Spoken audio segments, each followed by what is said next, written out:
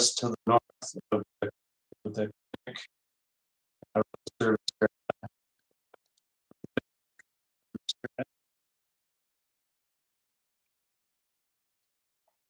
Also, the Alaska State project to secure the required environmental permitting. ADA plans to apply for the U.S. Army Corps of Engineers Clean Water Act permit this coming spring. What we likely know is the proposed route location. And if you look at the map, it begins there off of the, or near the end of Ayrshire Road at the, about a mile north of the Little Susitna boat launch that Fish and Game operates and manages. The dashed black line is the proposed route. It passes through the Burroughs Fish Creek unit and it crosses the Big Susitna River. Goes west and then northwest. There's a number of lakes that people are familiar with: Dirt Lake, Otter Lake, Highline Lake. That crosses the Susitna River and proceeds to Whiskey Bravo, just south of the Lodge.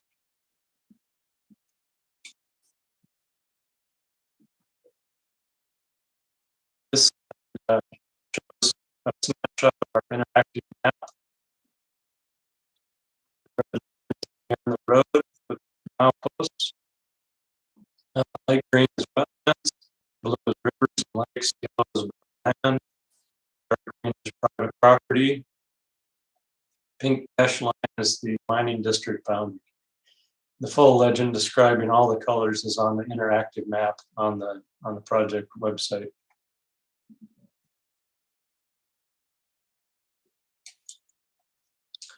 This is another snapshot of the interactive map. You can see the Highline Lake to the left up near the Matanuska-Susitna River. And then the proposed route with mileposts. Sucker Lake is just to the east of the route there. And snapshot of the interactive map showing Shell Lake. That's the large lake in the middle of the picture. And then on the next closest to the route, there are mileposts.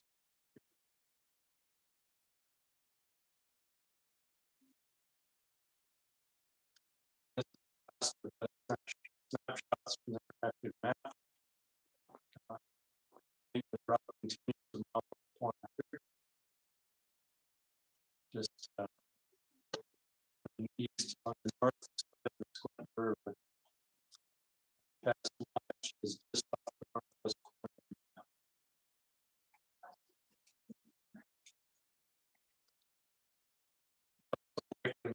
Based on preliminary field studies, major water crossing the wetlands areas there are. This map shows the different types of wetland complexes in different colors. But I'd like to walk through it. What we don't know is the project feasible? Can the project require the required, or can the project acquire the required permits? If the project support depends on the road being open to the public, who would provide road maintenance, who would provide the funding? We don't know the exact route, and we don't know the exact cost. Back to you.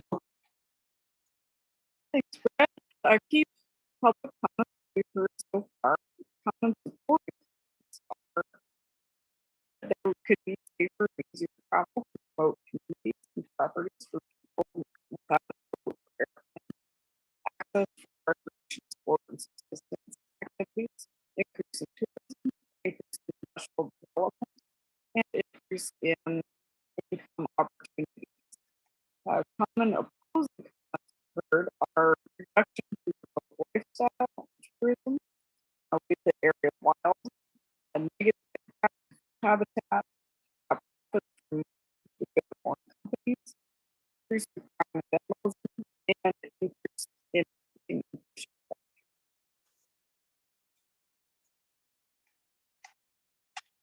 Now we will move along to comments and questions. The comment deadline is March 31st, 2022.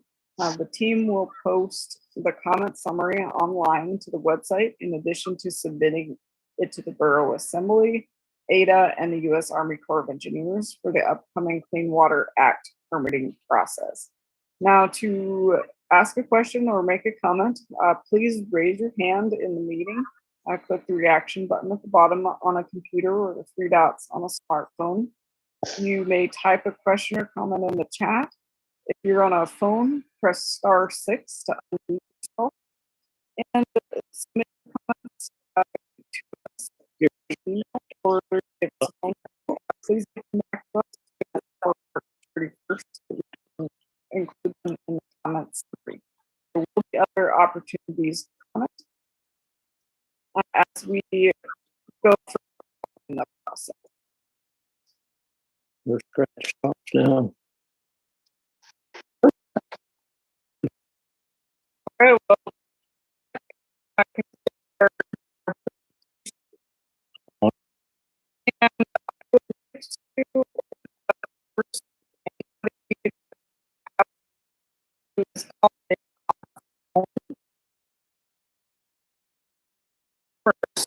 do we have anyone called in on the phone to ask a question? If you do press *6 to unmute your phone, and then after that, we'll go through a few of the chat questions, and then we'll open it up to hand raises. So if you'd like to say something, get your hands raised. Sure. All right, go ahead. Hi, this is Gary Foster, the president of the Looks like Gene Gaberzak. It isn't. I just would like to put in a word of in favor for the road, because the borough has also put a lot of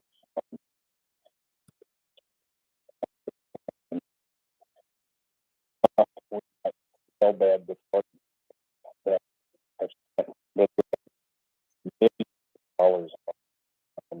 I would say somewhere in the neighborhood of $2 billion, if you ask me.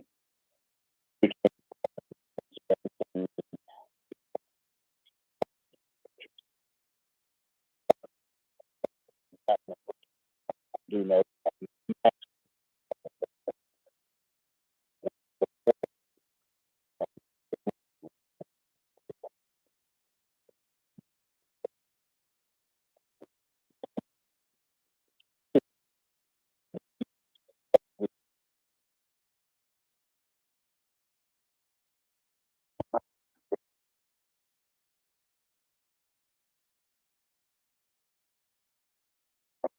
so that's in support of the road project that you've got going.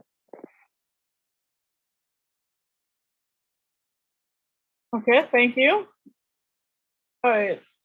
Anyone else on the phone have a comment for now?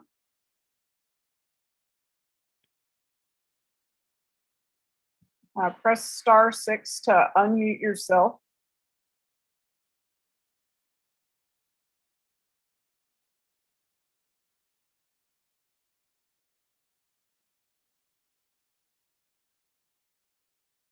We will come back around.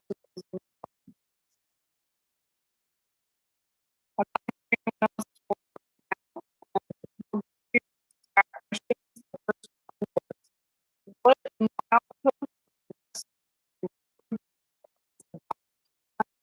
topic? So you want to take that one?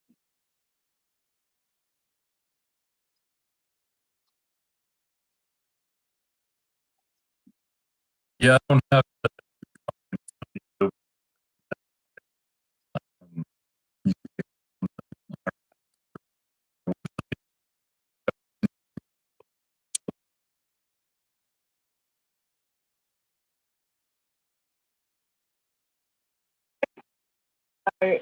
on the road and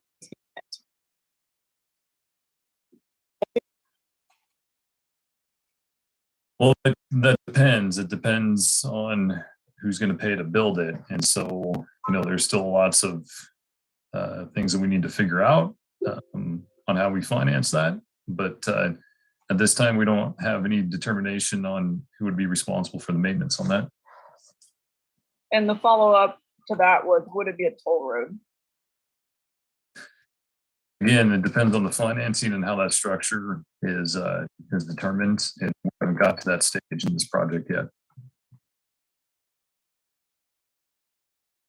Another question from Amy. Or, and wrote, now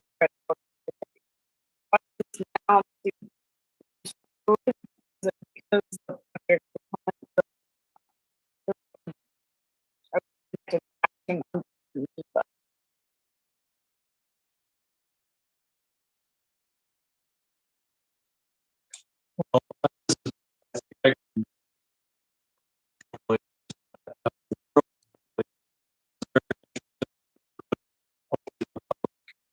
So that's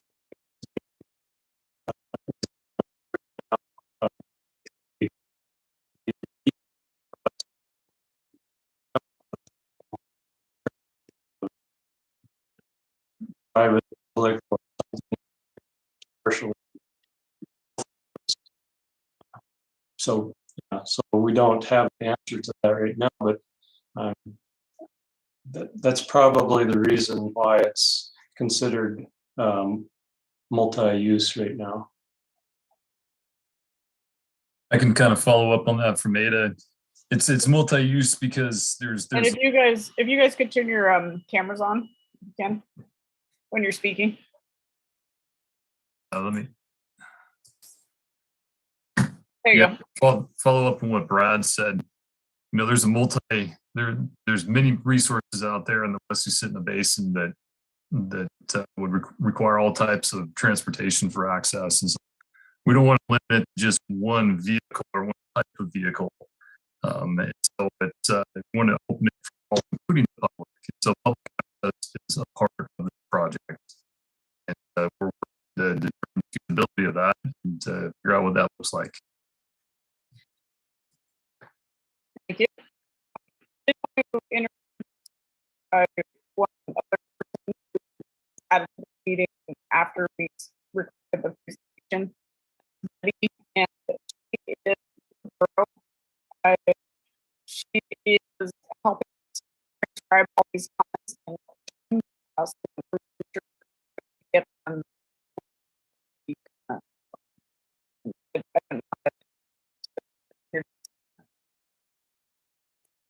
With the next question is from individual comments and concerns will need to be submitted again during the EIS process. And I was hoping Brad or Jesse could address when and how people should make comments. And maybe I can start. The purpose of this effort is to collect all these comments, and clearly there were many comments that people wanted to make into a big summary of all of these, submit them, both a summarized version, kind of like an executive summary, and the individual themselves to the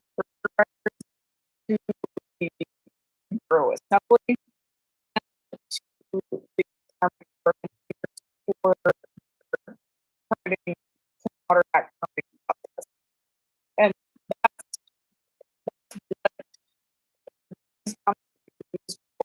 the project progresses, there could be things to come. And so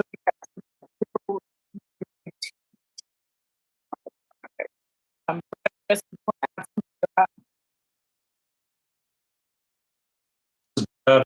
think it's did pretty well. And that covers everything I would have.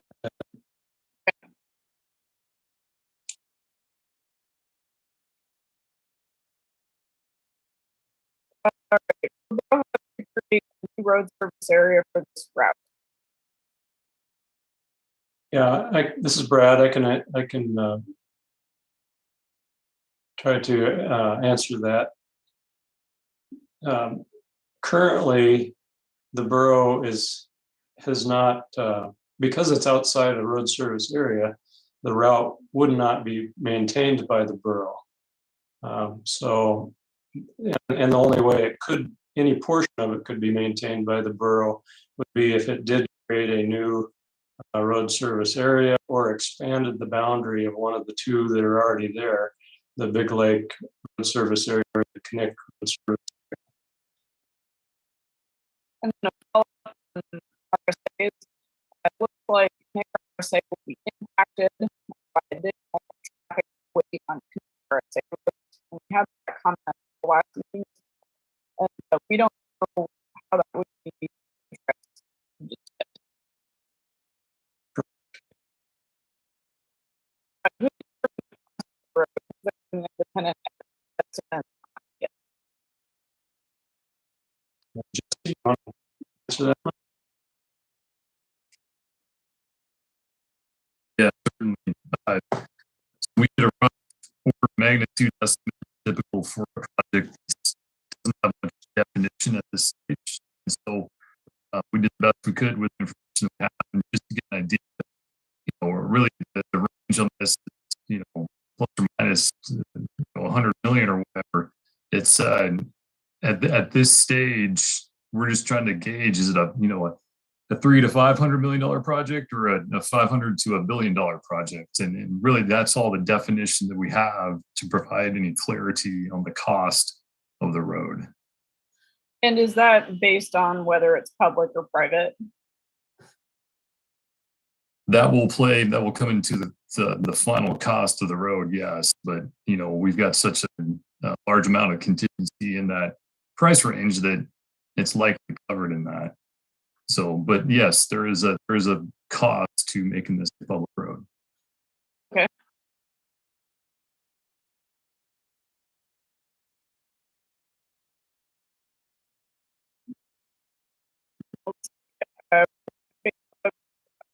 Maybe Stephanie, we can take a look at maybe on Facebook. Do one more on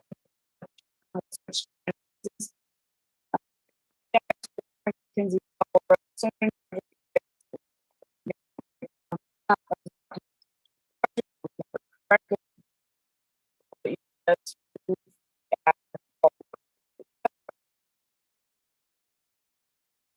I know mapping is extremely to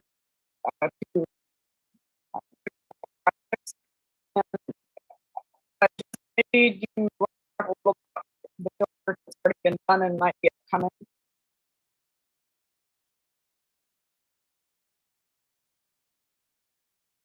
Yeah, so again, we've done some field work, really kind of reconnaissance level type field work.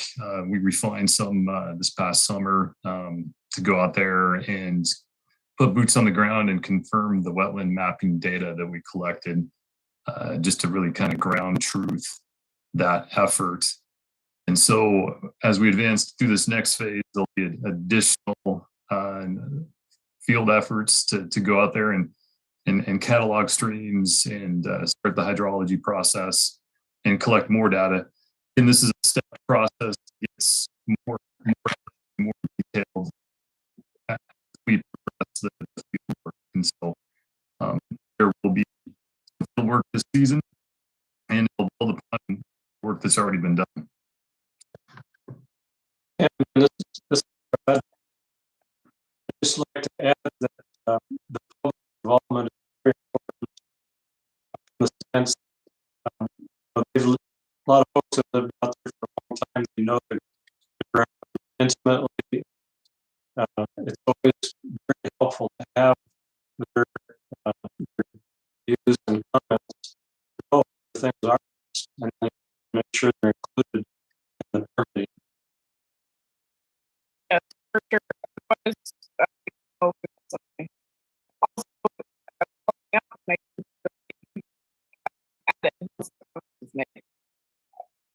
That's important public oversight. All right, let's switch to hand raises. Adam, you had your hand up first with Fish Hound Expedition, so please unmute yourself and state your comment or question. Hi, can you hear me, miss? Yes, I can, loud and clear. Good, excellent. Thank you for your time. I do own a guide service that operates throughout the greater Mat-Su area and a lot of the areas where this proposed road is possibly being built. And I did just have a couple questions before I gave some comment. And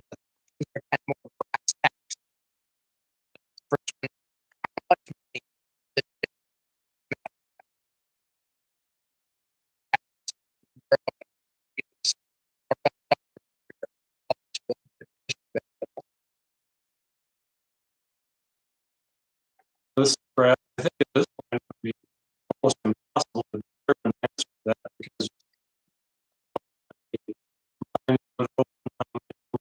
would be taken out, sale, you know, all these resources that could be sold. There's no way to determine that right now. Go ahead. That's all I had to say. there hasn't been done now cost of gold right now. As far as I know, there has not been. Jesse, Okay. you might be able to answer that, but I don't think we've gone into detail on any of that. Oh, there's not Okay. enough. Again, this is Jesse with Ada. Again, there's not enough definition to the projects or enough known about the resources. We did a preliminary West Susitna access economic study that was done in-house by Ada. And we shared that with the borough back in December. And we're actually in the process of updating that based on the current prices of gold. And as these new opportunities present themselves, we're looking at that because we recognize that economic analysis is important, and it's important to get that out there to digest what this opportunity could be.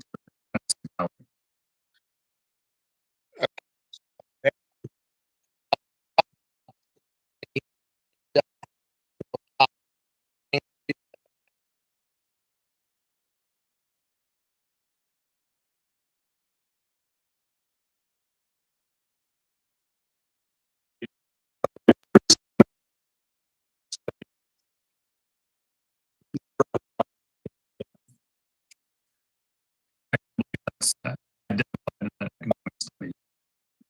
Again, preliminary, but it's identified there.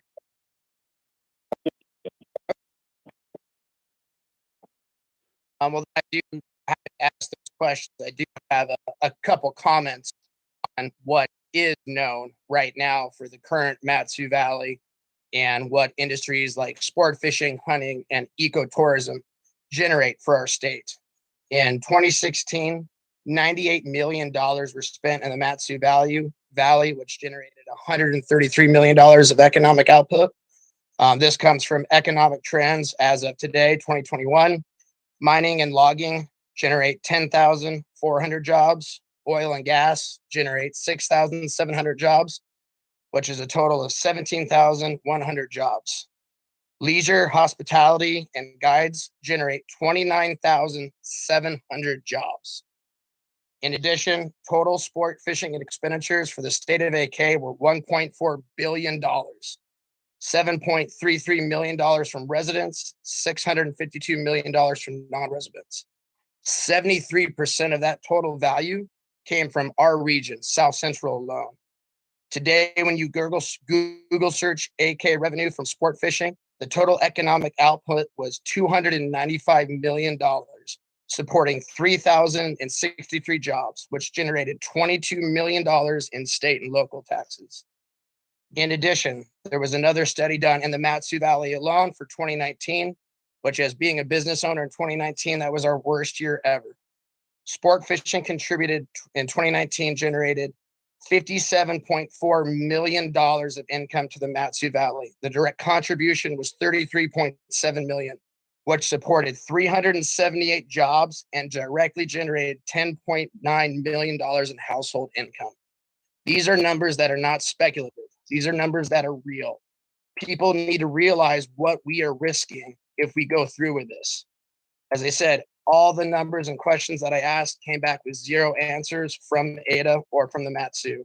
The numbers that I gave are real and affect people like myself and my family, not to mention the other 377 people who currently have jobs and generate money for our state. I hope the people listening, I hope Ada, and I hope the Matsu Valley really considers what we are risking if we move forward with this project. And I thank everyone for their time, and that is it. I just had a quick question for you before you leave. Yes, sir. Just so that we have it in our records that Debbie is typing up. What was the source of your numbers that you were listing off? For the Matsu Valley, it was UCI _ Sport Fishing Contribution Report by Southwick and Associates, and that was done in 2019. The sport fishing contribution was a Google search that was today. ADF&G, the former study was done in 2007. The jobs that I quoted for 2021 was a report that came out in AK Economic Trends. And then the other quote was from 2016, Alaska, state of Alaska. Hey, Adam, would Yes, you miss. send that to me again if you have it typed up, the sources?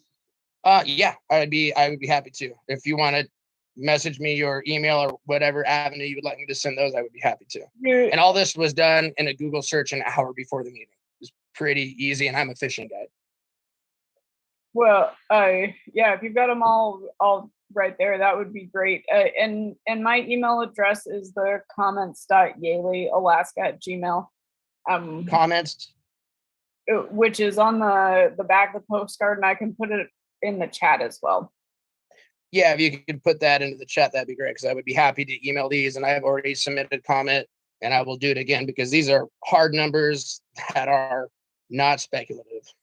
Yeah, well, thank you for your comments and questions, and we will get those included. The next person with your hand raised is Brian Emerson. Yes, can you hear me okay? Loud and clear. Great, thank you. Hello, my name is Brian Emerson, Emerson. My wife and I live full-time near the proposed Susitna access road. We submitted previous testimony twice recommending rejection of this project. In my opinion, as an MBA and licensed securities professional who has raised money for many private and public companies, Nova Minerals, an Australian company trading publicly under the ticker symbol NVAAF, that would be the main beneficiary of the proposed road, lacks the experience, finances, and leadership to successfully develop the proposed gold mine. I do not understand how Nova passed due diligence with Alaska regulators. Operationally, it has never succeeded in commercializing any other similar mining project. Nova admits on its website that, quote, there is no certainty of eventual conversion to ore reserves or that the production target itself will be realized, end quote.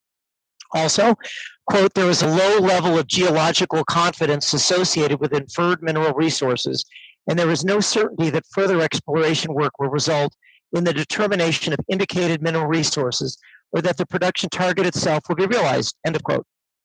Financially, market sentiment is not bullish on this company. According to Yahoo Finance, its current stock price is a little over 56 cents per share, less than 1/2 of its high. Over the past 5 years, it has ranged from approximately $1.39 to 2 cents per share.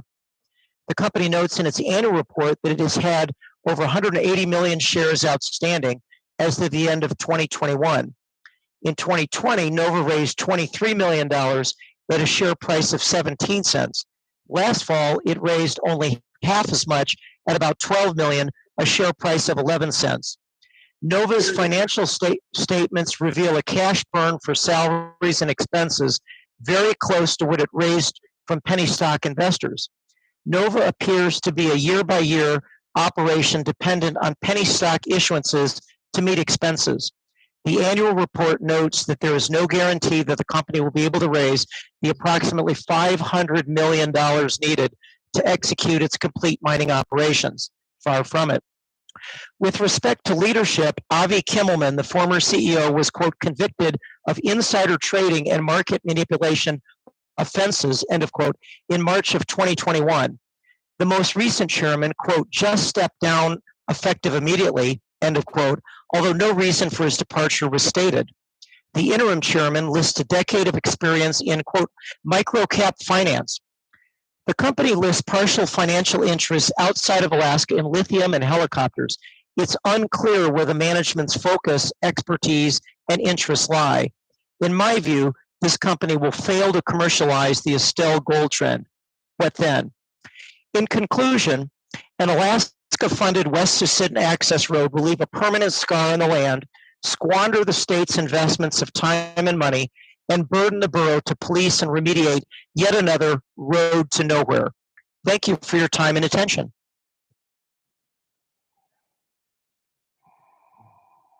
Thank you, Brian. And we did receive your written comments as well. We'll include those for sure. Thank you.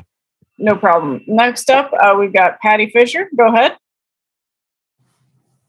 Yes, I had some specific questions about cost and returns, but after listening to Jesse and some of the comments of the previous commenters, it's left me saying that this is so speculative and vague as to the cost and as to the value of the returns that I have to comment that until there's some clear, independent cost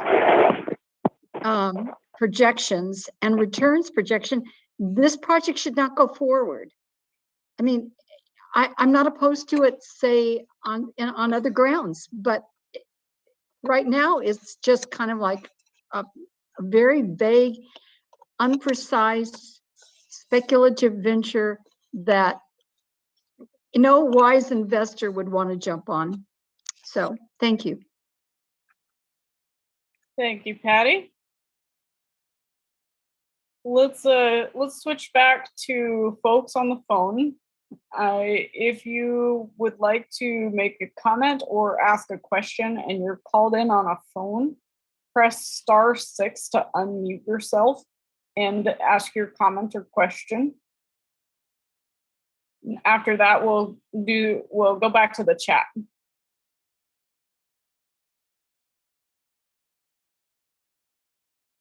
Would anyone on the phone like to ask a comment or question? Press *6 to unmute yourself.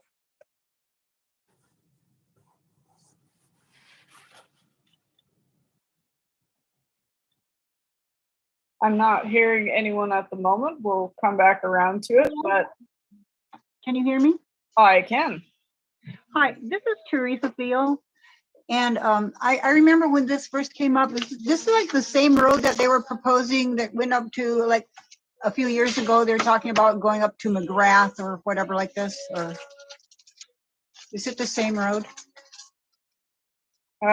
Jesse? I'm not familiar with that road. I don't know what that is. Oh, it was still called the proposed West Susitna Access Road, but I thought it was going to like McGrath or somewhere, but it does cross Alexander Creek, correct? Yes. I believe that is the same proposed road.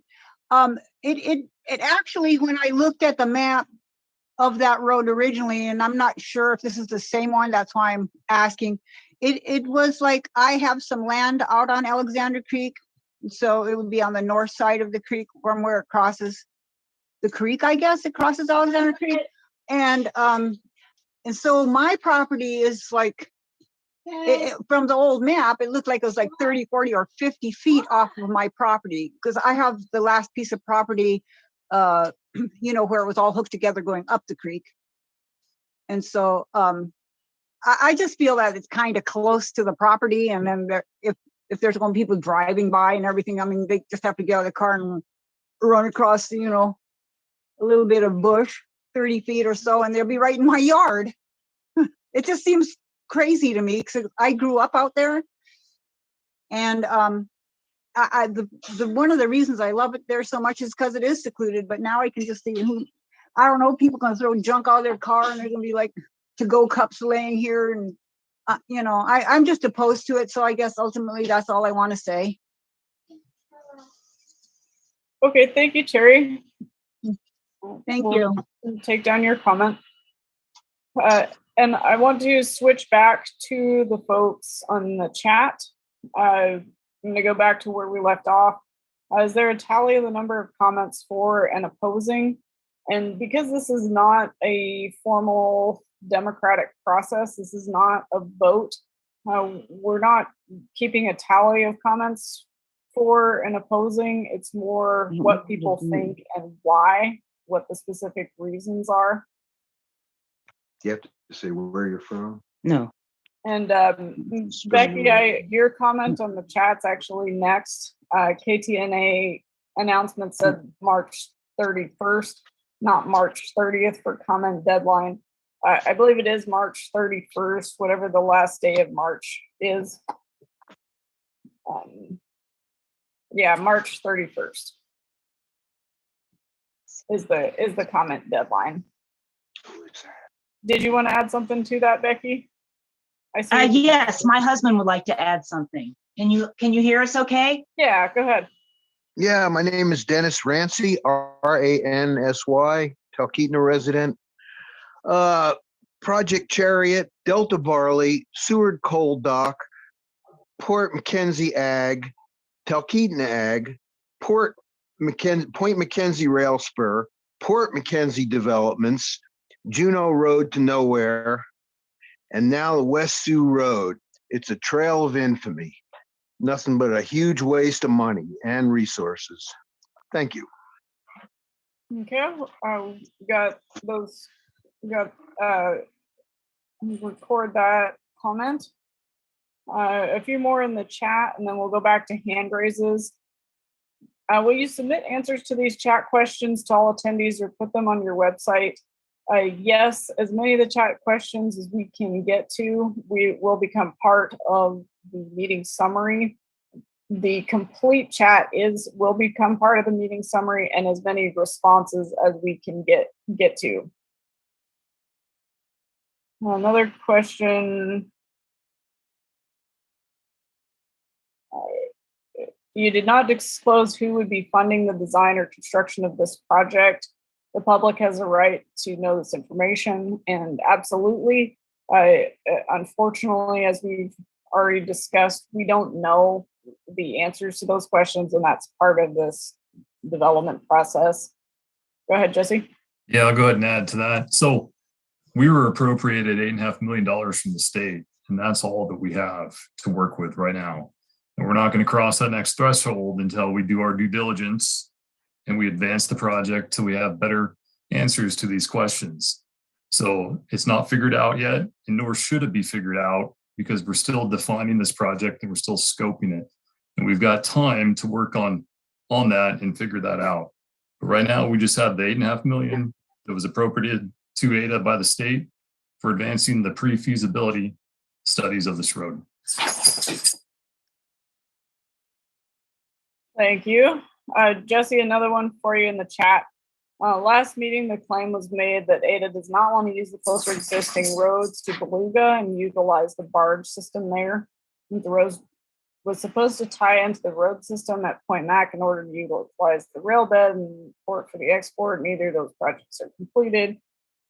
In the budget looks like if completing the railroad is part of this project and finishing the port.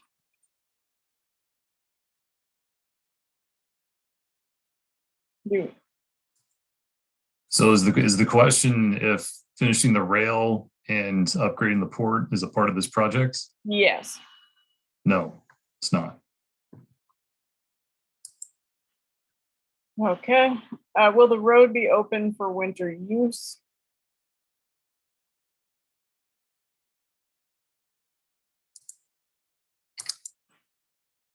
Again, we're working to determine what the level of public access would look like on this project. All right.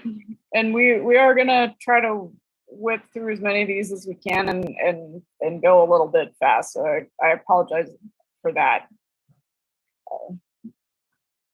I'm online. There seem to be two separate conversations going. You might have to mute your one. You might have two audio systems going at once. To Steph in the chat, sometimes that can cause that. Or if you're listening to it on Facebook and on Zoom at the same time, that can be a problem as well. Does the Alaska cost include the EIS?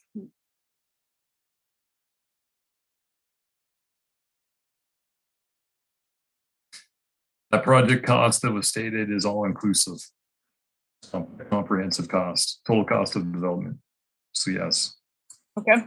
So Jesse, this is Brad. Could you restate what the estimated cost was? Total estimated cost for the entire project is between 300 million and 400 million.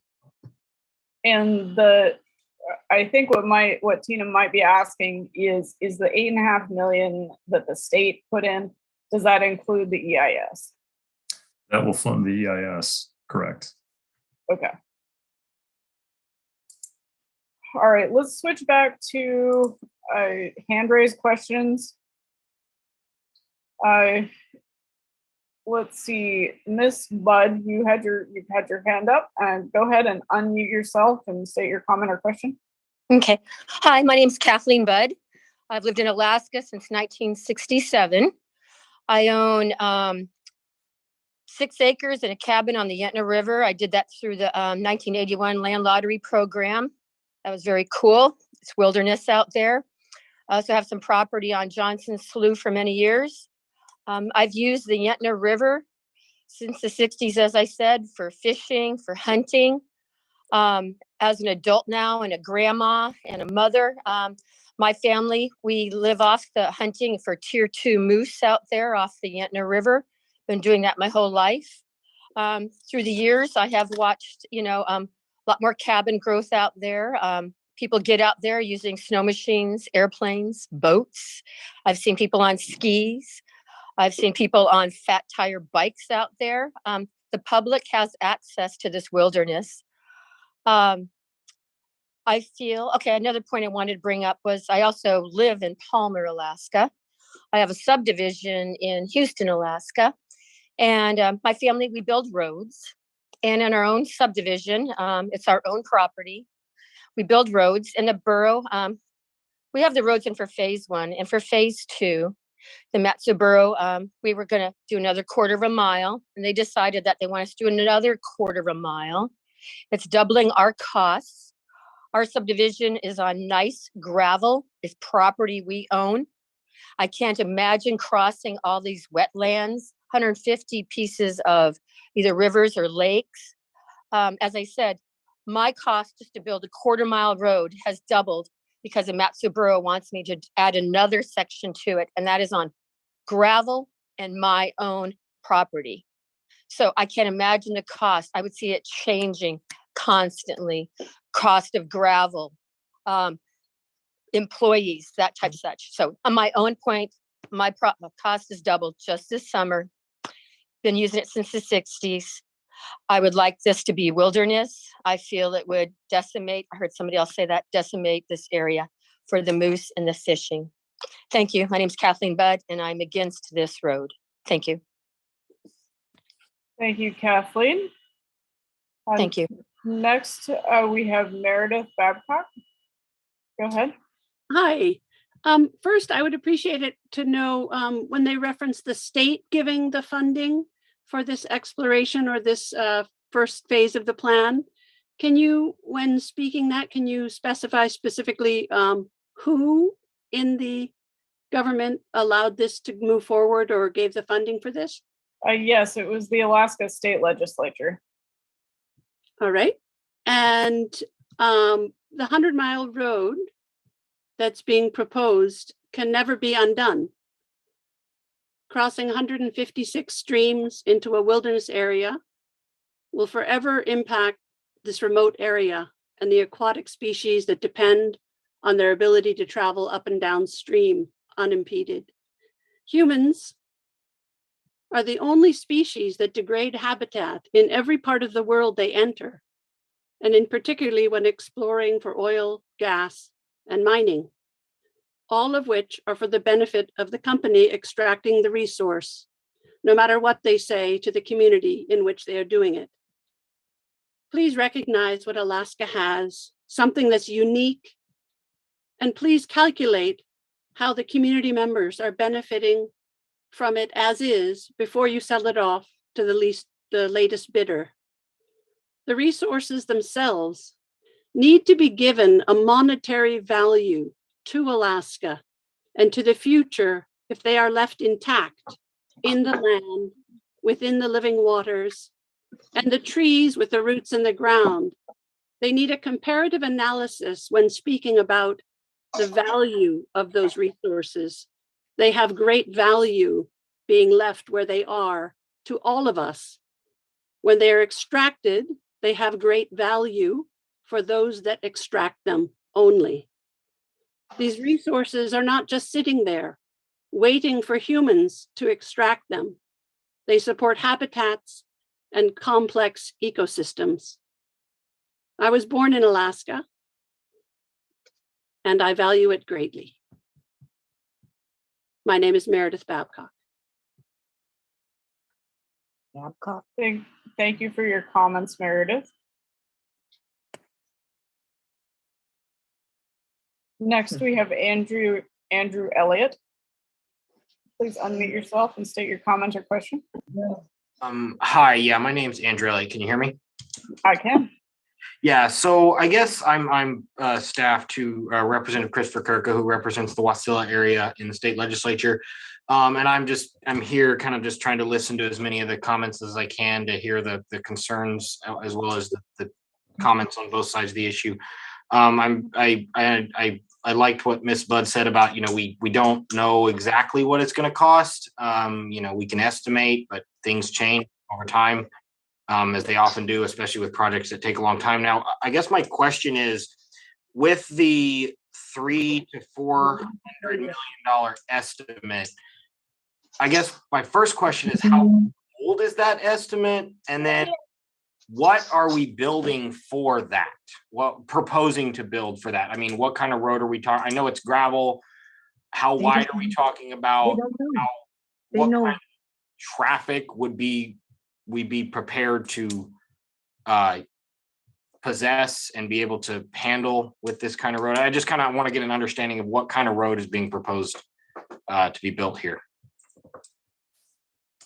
Go ahead, Jesse.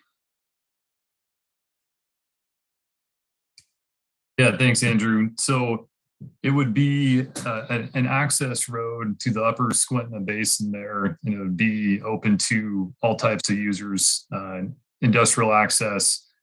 It would, a thickened gravel section that could support heavy loads going up.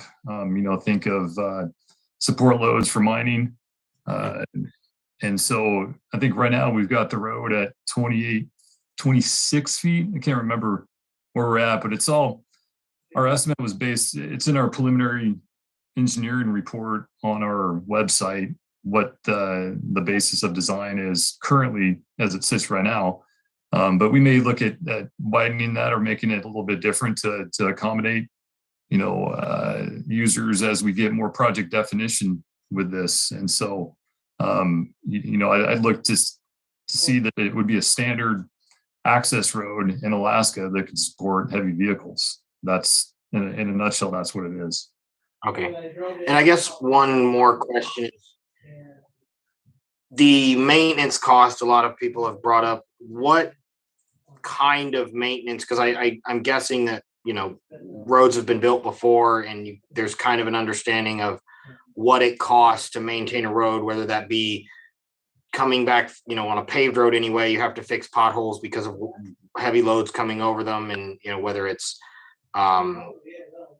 irrigation that's eroding it, erosion, things like that. Obviously the maintenance of just plowing a road if you're going to use it in the winter. Is there any kind of estimate on what, we don't know who's going to maintain it if it were built, but what would the maintenance look like?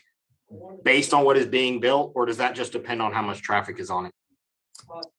Well, there's a lot that goes into maintenance, and we can engineer a lot of solutions to help minimize the maintenance. Number one is to make sure you have proper drainage, make sure you got proper cross slopes, make sure that we've got a thick enough structural section and a wearing course that supports the loads that will be going up the road. So we can take that into an account. We don't know who's going to maintain it yet, and that's okay because we haven't advanced this project far enough to answer those questions. Again, we're still in the pre-feasibility stage, and we haven't crossed into that threshold of development. And so, but before we get there, we're going to answer those questions, and we'll have a good idea of who's going to take care of the maintenance and what it's going to look like. So, thank you.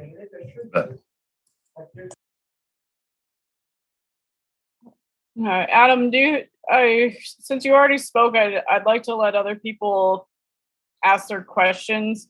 Do you have any, or unless you have something procedural we need to fix? I just had a question about the cost. So if other people would like to go first, I completely understand. Yeah, let them go first, or type yours into the chat. Okay. Thank you. Lee, yeah, no problem. Lee McKnight, you are up next. Please unmute and state your comment or question. Yeah, I put my question in the comments and I feel like it was cut short, so I'm going to read it here. In the last meeting, the claim was made that ADA doesn't want to use the closer existing roads to the Beluga system and utilize the barge. They want to tie in to Point Mac in order to utilize the rail bed and the port for export. Neither of those are completed. So it runs there, but those jobs aren't finished. Where does that money come from? And if the money is not in this budget to complete those, what is their plan? Run ore trucks down KGB? I need more clarification on what to do, what's happening once the ore trucks hit where they're proposing to land this. And like they said, they're going to use the port and the rail bed to export this stuff, but neither of those are done. Those projects aren't completed. What is their explanation on that? Yeah, we can talk more about that. Jesse or Brad, whichever you like to start on that one. Yeah, that's fine. I mean, those developments that potentially could use the rail or Port McKenzie, they're not there yet with their projects. We know that we can use Port McKenzie for bringing in equipment and on highway legal loads. They can go through Port McKenzie and they can get out to the upper western Susitna Basin through our access road. But as far as those other developments, that's really going to drive those projects finishing based on their timeline and their investment horizon. So, Brad, do you have anything to add to that? No. And to clarify, the road is an ADA project. The rail extension is the Alaska Railroad project, and the port is a borough project. This is Brad. Real quick, there was a question about the cross section of the road. I was just looking at the engineering report, and it says 24 feet total width for the top. So it'd be two 10-foot lanes with 2-foot shoulders on each side. Lee, I know that's still kind of a short answer to that question, but is that a little bit more of what you're looking for? Yeah, I guess they're saying those projects aren't done, but if we do this one, it might boost the timeline on those. So yeah. The ore is hitting a dead end. Got it. Without a lot of coordination, and coordinating on all three of those by itself is quite a project. The timeline on this project is a good ways out as well. Paul, you have your hand up next. Go ahead and unmute yourself and ask your question. Or your comment. Thank you. Paul Ferrucci, spelled F-E-R, F like Frank, E-R-U-C-C-I. Yeah, lifelong Alaskan, born and raised in Anchorage. Our family has property at Red Shirt Lake, and I'm a recreational pilot. I like to hunt and fish. So first off, for the record, I concur with the comments of the Mat-Su fishing guide, Brad Emerson, and Kathleen Budd, as well as Meredith Babcock. I'm strongly opposed to this for all of their comments. I agree with their comments. One of my questions is, if indeed Nova or any other mining company determines that it's not going to be suitable to commercially mine there in that area, which is the end of the road, is a strip called Whiskey Bravo Strip, which I've operated out of because it is public, and I've had experience with the exploration out there over the last 2 or 3 years during the hunting season. But my question is, could this road actually still take place if there's not even a mine out there ultimately?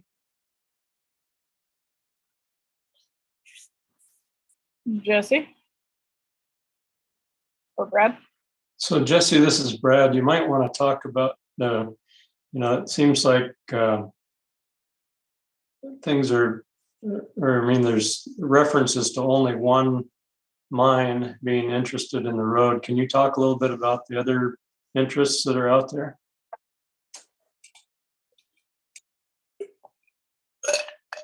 Yeah, there's a multitude of resources out there. There's the hard rock mining, there's the coal that's out there. There is timber, there's agriculture, the fishing and the hunting and the recreational opportunities.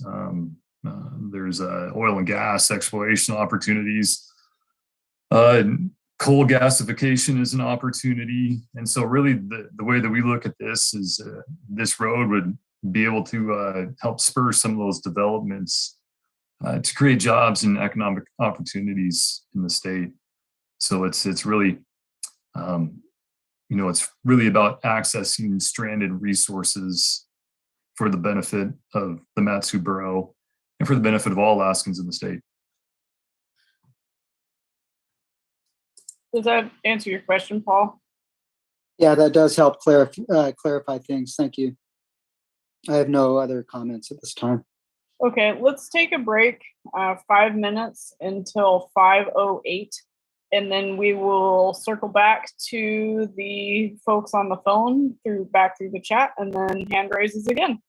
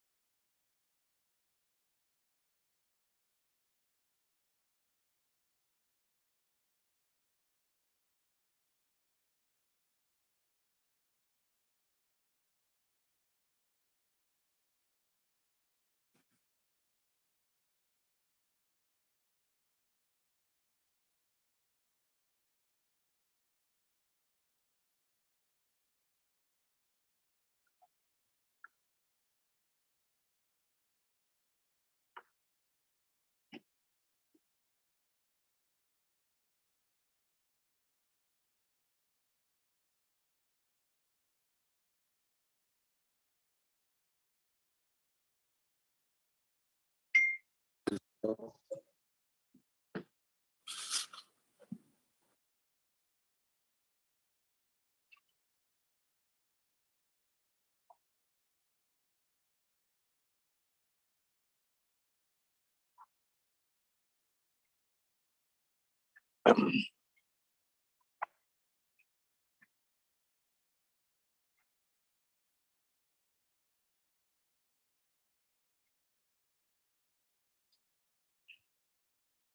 5-minute break.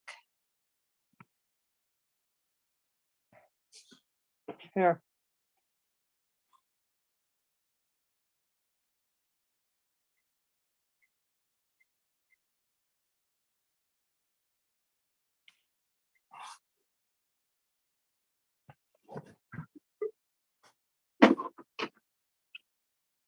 Oh, there's Tina.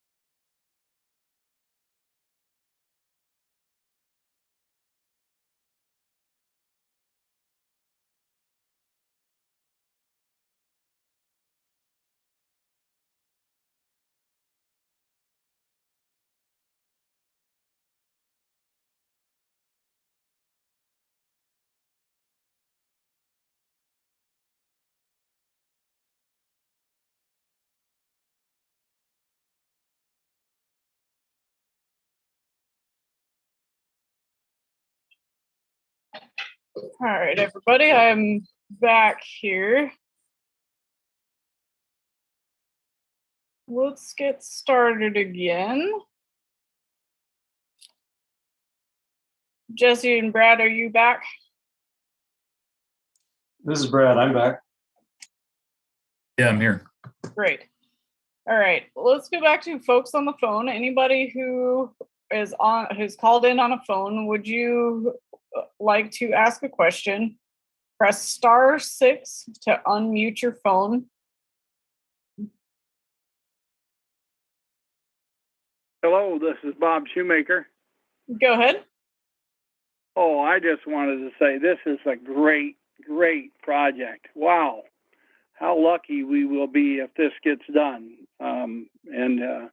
This will help us move along, give people a little more access to their land, and better opportunities for a lot of these people that don't ride snow machines or four-wheelers. I mean, I have yet to see a failed bridge project. People drive over these bridges on these Alaska highways all the time, and game and fish right through them, back and forth.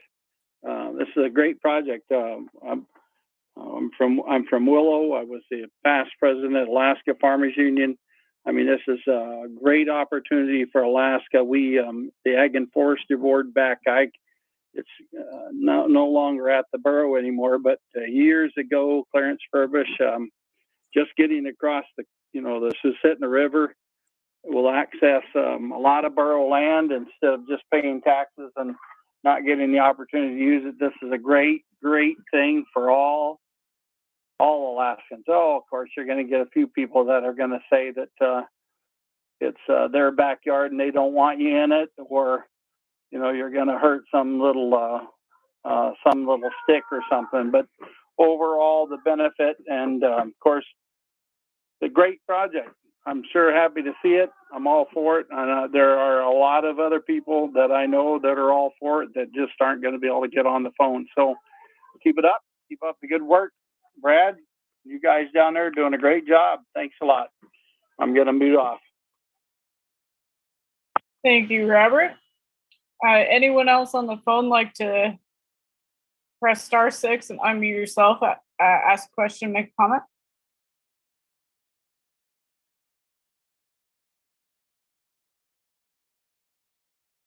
And after that, we'll go back to the chat.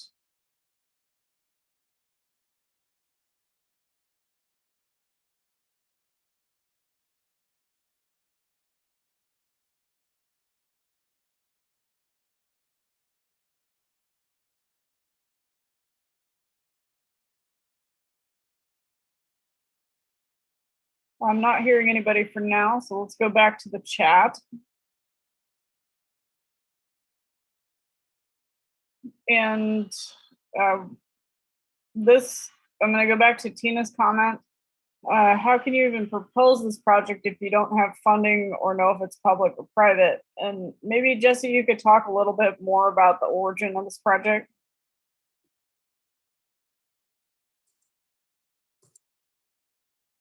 Yeah, certainly. So, I mean, this access to the Western Susitna region has been studied for many, many years. And there was a 2014 Roads to Resources study that was commissioned by the Alaska DOT that looked at a dozen different corridors to access the Western Susitna region.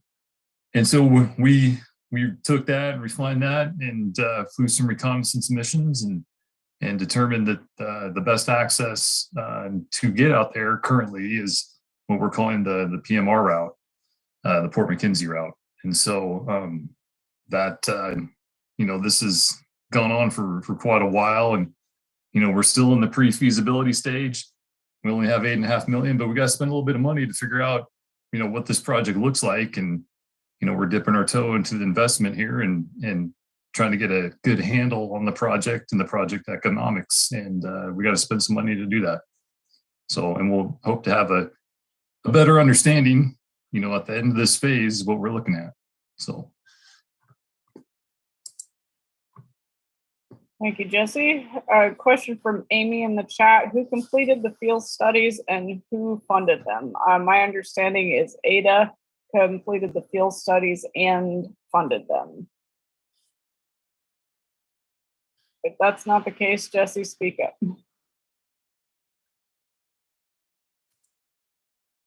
That is the case. We funded the previous studies, along with participation with the Matsu Borough and Nova Minerals, as highlighted in the phase 2 MOU that we had with the borough.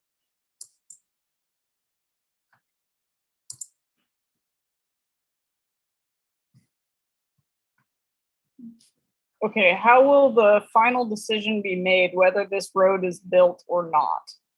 What is the exact process?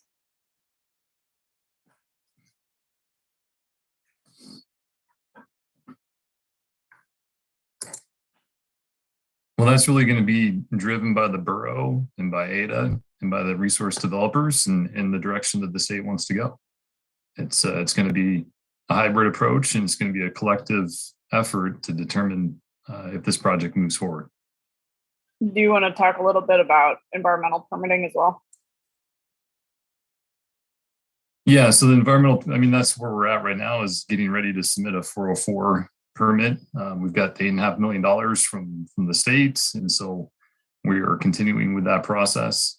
That should be enough to get us through the EIS phase. But then there's also the state permits that we're going to have to apply for, and we're going to apply for right away through the state. And so this is, one step in a multi-step process that will take a couple of years to accomplish. What is the hydrology process?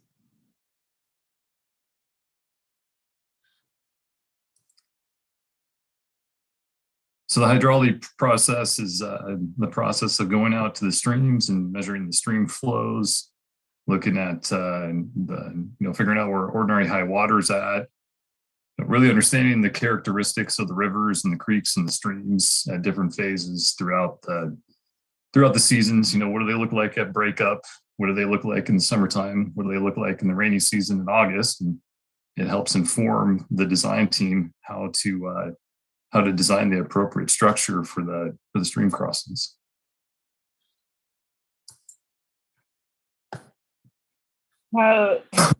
David Olson is saying in the chat, there's no protection for any natural resources, fish, wildlife, critical habitat, or riparian areas other than the current recreational rivers plan. And I don't believe that's the case. There are a lot of things that do protect those.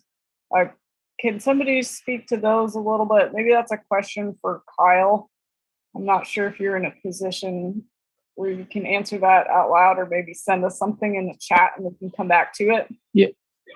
Yeah, Camden, this is Kyle Moselle with Alaska Department of Natural Resources. Hopefully the background noise where I'm at isn't too disturbing. Yeah, it's not bad. Yeah, so Kyle's at the airport. So the Rec Rivers Plan is a planning document from DNR. It was produced in 1991, and it is still effective today. And so I encourage people to go out to DNR's website and thumb through that plan. There is area-wide land and water management policies defined in that plan. And then there's also specific unit policy, management policies defined in that plan. And the units are roughly defined through ecological functionality and processes within the area, the region. And so those policies set guidelines for future permitting decisions by the Department of Natural Resources. And then we consult with Fish and Game as well, especially around those river crossings where the Title 16 fish habitat permitting authorities will apply. And that's why Jesse was just mentioning defining ordinary high water is really important, because that's a jurisdictional boundary between DNR and Fish and Game. And so those are management policies. And then when an easement or some other action application is actually submitted, then based on the management policies in the Rec Rivers Plan, DNR is informed by those policies. And then protective stipulations, the enforceable conditions, are actually placed on the project-specific decisions that are made. And DNR has the ability to deny an application, approve an application with or without conditions. Those are the outcomes of our permitting process. And to be clear, DNR has not received any applications for construction or operation of this road. It's far too early for that. it sounds like ADA is planning on going through the 404 permitting process with the Army Corps of Engineers. The state will plug into that process so that we're a party to that process. And then I think ADA's plan is to initiate the state permitting processes after the federal, or towards the tail end of the federal permitting process. And then just real quick, back to the question of the final decision. There isn't a single final decision. There's really, dozens and dozens of decisions that need to be made along the way. So DNR, Fish and Game. There's also going to be construction general permit decisions that need to be made by Department of Environmental Conservation. I would, there's just going to be dozens and dozens of decisions that ultimately have to be made before construction can begin. But back to this question here, that area plan, the Wreck River area plan, is a management guideline policy document that then guides project-specific decisions based on applications and detailed designs that are ultimately submitted. And we're not quite there yet.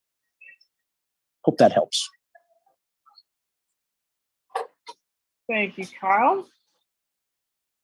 Let's do another couple chats and then we'll go back to hand raises. The next one was, Jesse, can you speak to or elaborate on the possible timber harvest? Most spruce are dead and rotting from beetle kill. And where is there a mill that can handle the board feet anyway?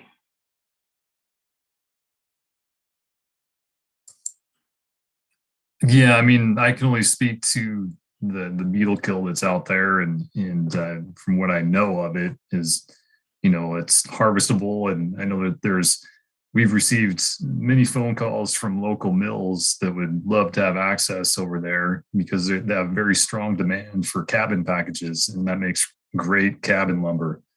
The commercial viability of that's up to the resource developers to determine. But what we know is that land is out there and that resource is out there, and having access would provide that opportunity for them to develop. Okay. Camden, this is Brad. I just wanted to point out that when the assembly had their hearings on the project, I believe there was a mill operator off of Twin Path Poos Road that spoke in favor of the project, saying that he could use all of the timber that he could gather, and he was supportive of the project. So that might partially answer that question.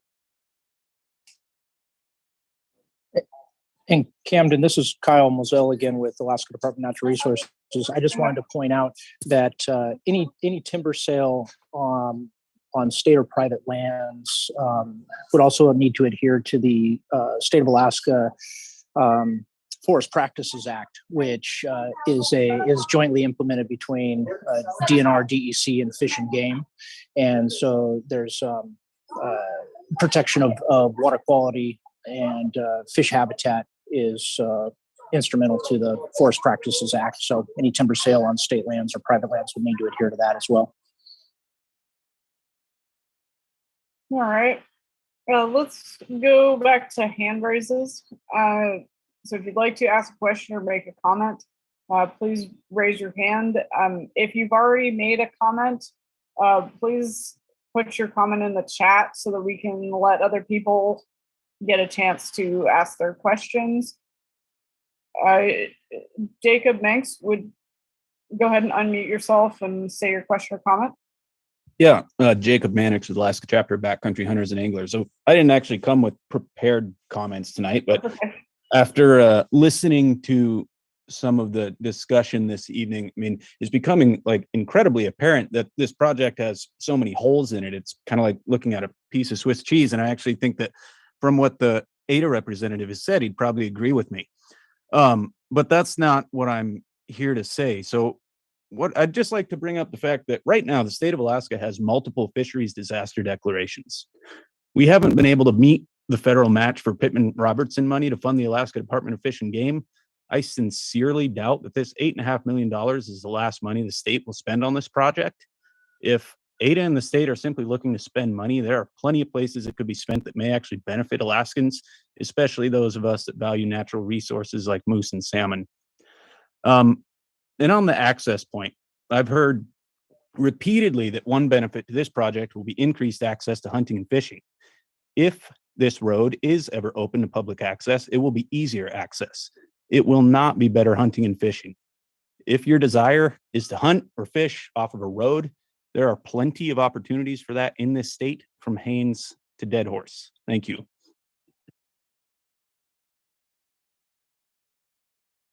Thank you for your comment. Anyone else who hasn't asked a question yet who'd like to raise your hand and ask a question or make a comment?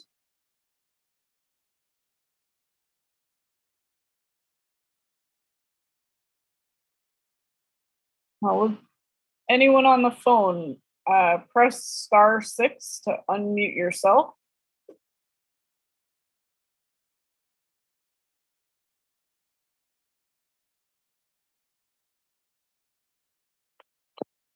Was this going to be the last time you guys meet, or is there going to be one other one? This is Neil DeWitt. Thank you.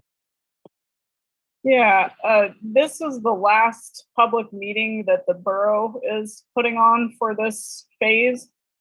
And then the process will go back to Jesse and his team. And I don't know what their public engagement process is going to look like after this.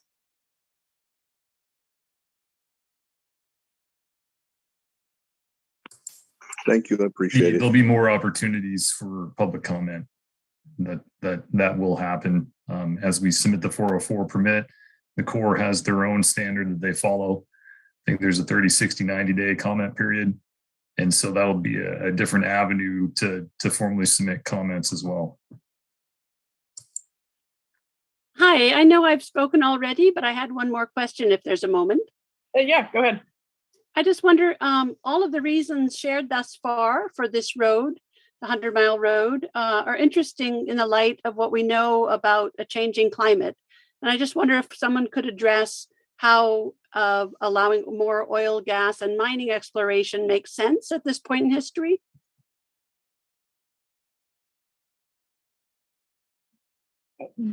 Jesse, that's certainly a concern that we've heard from people.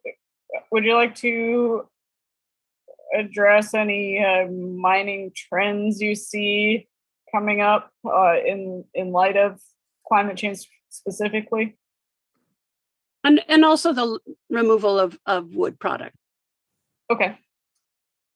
No, I mean, I think the only thing that I would highlight, the only thing I can confidently, comment on is that Alaska is a resource state, and this resource and the state operates on the ability to extract and sell our resources. And so, it's up to us to figure out the best way to harvest them in a responsible manner. And there's all kinds of factors that come into play. And, we're really sitting in a beautiful state, and we're blessed with an abundant amount of resources. And, we're fortunate to be able to have these kinds of conversations about, trying to develop access to stranded resources to sell on the market for the benefit of all Alaskans. And so, I think there's a great opportunity here.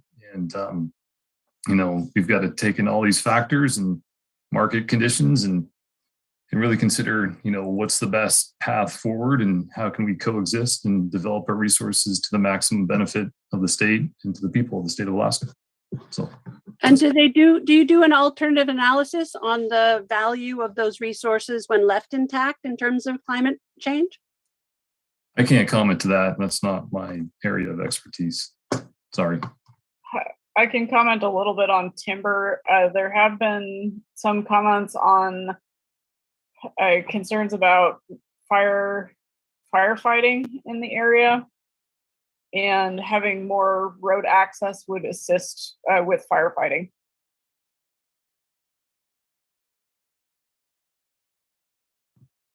I just want to point out that the majority of fires are caused by humans, but that's all right.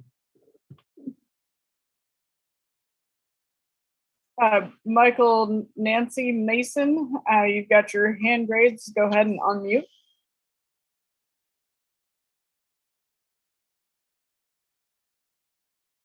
Yeah, I have a couple questions for Jesse. Number one, how much money has Nova, the mine operator, funded for any of these studies?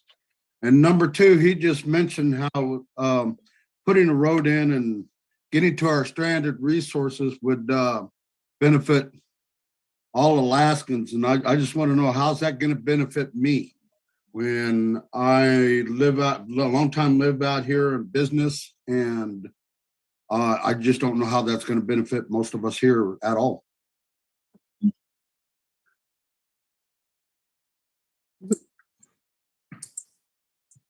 Yeah. So, I mean, you know, when a developer mines a mineral or a source in Alaska, they pay the state of Alaska a royalty.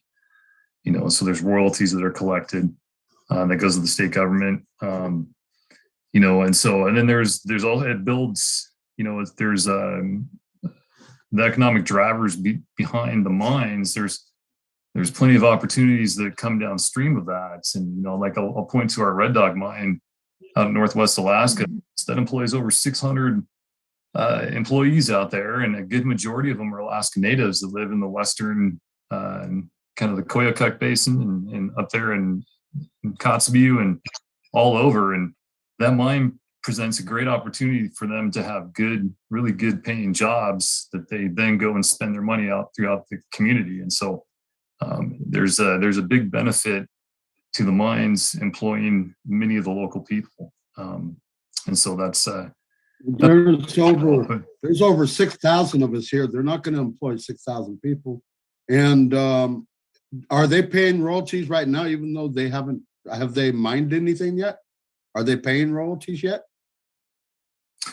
No, but they've got leases that they've purchased from the state of Alaska for them to go and for the right to explore those lease holdings out there. Kyle, maybe you can speak to that a little bit if you're available. I am available. I think the best source would be the fact sheets that I provided. And I think you posted those on the website. There's fact sheets up there from DNR that talk about the mineral lease process and the revenues around those, or the fees around those, and then also the production taxes and royalties. So I would direct people to the fact sheets that I think you've posted up on the project website at the borough. I did. I'll post the links to those in the chat. Well, I saw some of the fact sheets on the yield from the mine on the testing, and they're nowhere near a pebble. So I'm wondering why this road is so important for a mine that's not even going to produce any results even close to pebble. That's all I got to say. Thank you very much.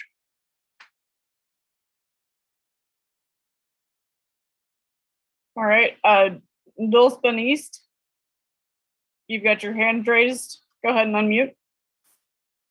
Yeah, hi. It appears there's no one from Fish and Game involved in these meetings at this point. And if I'm wrong, let me know. But it seems to me that the Alaska Department of Fish and Game should be very much involved in this, and they should be able to speak up to how they're seeing this project. And I'm just wondering, how are you working with them, and is Jesse, are you working with them, the borough, the state, if anybody can address that?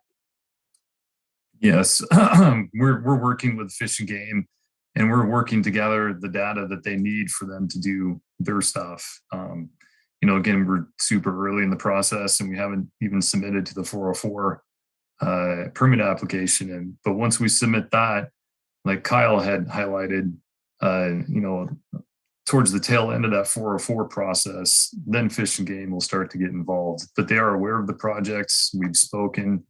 They know what our plans are for this summer, and they're standing by, ready to help. Hey, Jesse, Go ahead. Sorry, this is Kyle Moselle with Alaska Department of Natural Resources. And so the state will move to, well, we will request to be a cooperating agency. That request goes into the lead federal agency for the federal environmental review process. That lead federal agency would be the Corps of Engineers. So through my office, we'll request to be a formal cooperating agency. That gives the state of Alaska a seat at the table, if you will. And then my office coordinates with state agencies, including Fish and Game, multiple divisions of Fish and Game. And so Fish and Game will be part of the team that I coordinate with to review the 404 permit application, weigh in on the environmental documents, and so the Fish and Game will be involved through the federal process as well once the project gets to that stage. And then Fish and Game will have a formal regulatory role as far as all permitting all of the in-stream work, fish crossings, culverts, bridges. They have to approve all the detailed designs for each of those crossings that there's fish habitat involved with. Do you know how many crossings there actually are? I've heard various numbers. Yeah, there's 156 stream crossings. We've got, and out of those 156, there's 11 bridges, and out of the remaining, some of the work that we're going to do this summer is to categorize what type of structure that would be for the stream crossing, whether it be a simple culvert or a fish passage or a multi-plate type structure. We'll work on that this summer, but we have identified that out of the 156, there are going to be 11 bridges. Okay, thank you. Andrew, go ahead.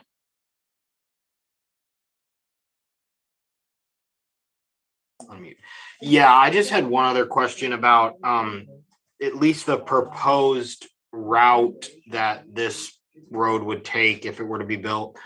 Is that route set in stone, and what kind of land does that cross? I mean, one concern that we have is, is it crossing state land, federal land? Are we eminent domaining anyone's private property in this process?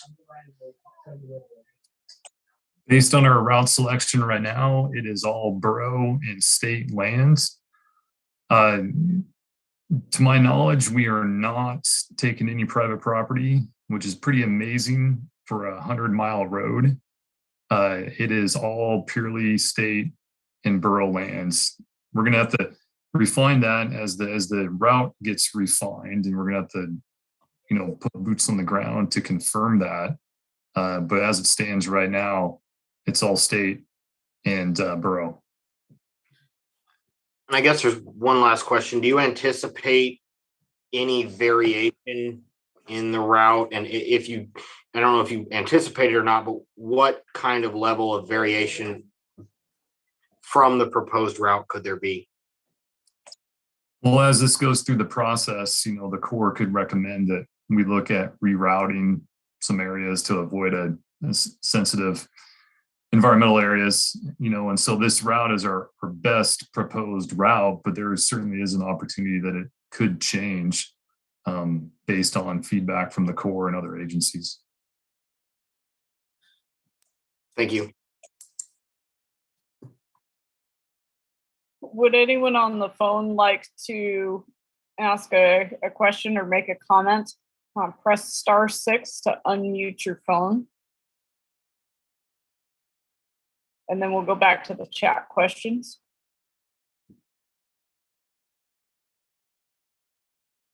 Again, if you're on a phone that you dialed in, press *6 to unmute.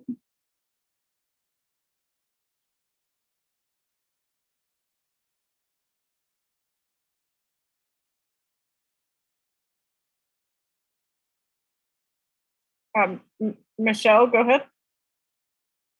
Thank you. My name is Michelle LaRose. I'm a resident of Wasilla, and I'm wondering if any of the proposed route is in a floodplain.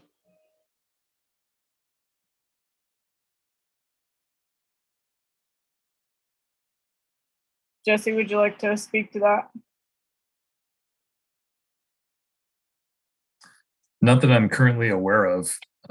We specifically routed this route is the best proposed route, and that would be avoiding floodplains.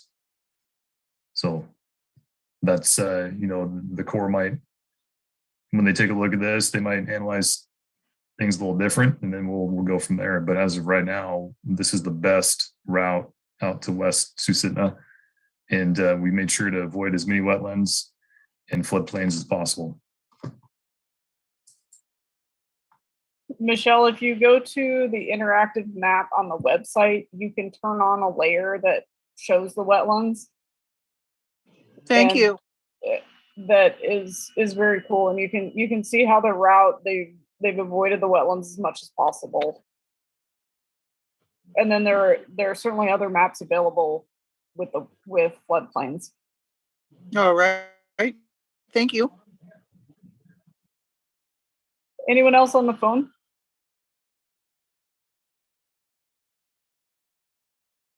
I'm not hearing any so far. Let's go back to the chat questions. What happens when the mines are expended in 20 years? Can ADA consider regenerative long-term sustainable projects rather than just extractive ones?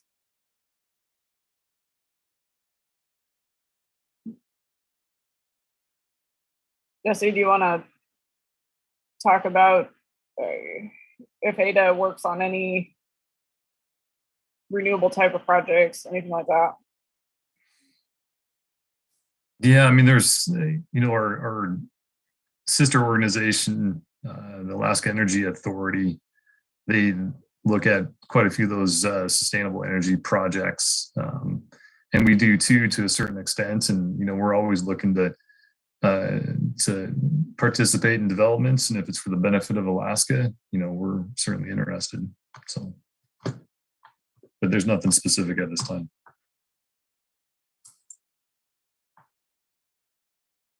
Okay.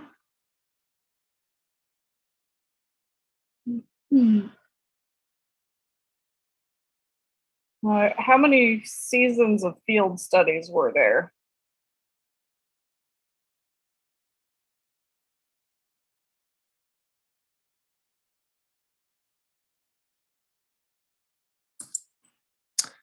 Well, we started in 2019.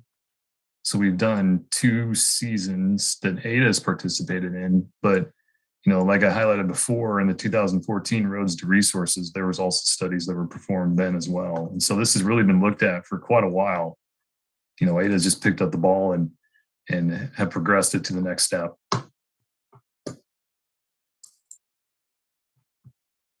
Who will fund Alaska Department of Fish and Game to survey all the streams that have not been surveyed for anadromous fish, since anadromous streams get greater protections? This is Kyle Moselle with DNR. I'll take the first stab at this one. So in a project, once it's actually proposed and part of the permitting process, for complete applications of a project such as this, all of the stream crossings would have to be evaluated. Now, it doesn't necessarily mean that fish and game habitat biologists are in the field doing every one of those samplings. Often the project applicant will hire qualified consultants to do that work, but they have to coordinate with Fish and Game on their sampling plan. And if they're going to be trapping fish, they have to get a fish resource or collection permit from Fish and Game before a consultant can do that. So it tends to be generally a mix of Fish and Game habitat biologists going out there, usually under funding that's provided by the project applicant, and then also qualified consultants that the applicant contracts with, and then that work is turned into Fish and Game, and all of that data that is sampled or collected then contributes to amendments to the anadromous waters catalog. And all that has to be done before fish habitat permits can be considered for each of those stream crossings.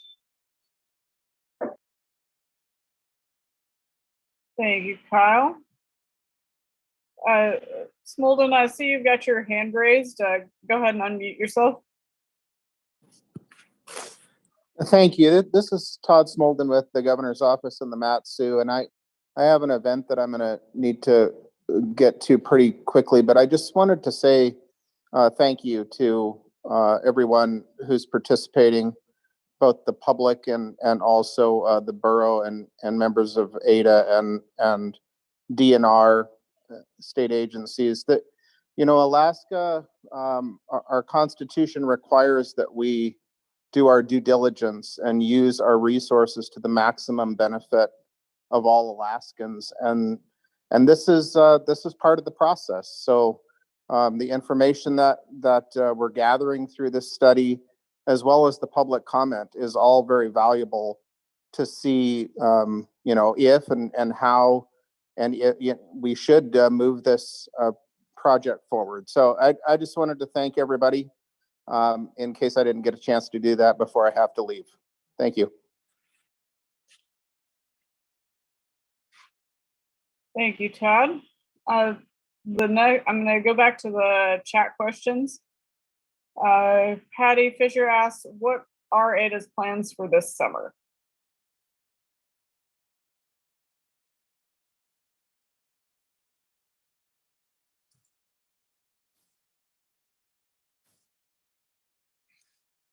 Yeah, so our plans, we're going to conduct more field studies. We're going to do alternative route analysis. We're going to refine our engineering. You know, we're going to put more boots on the ground, go to all these stream crossings, go to the bridge crossings, put eyes out there, get some engineers out there, start looking at this, do a much more comprehensive field season this year. And I'd expect it to start in June and go through, you know, July, August, and possibly into September. So.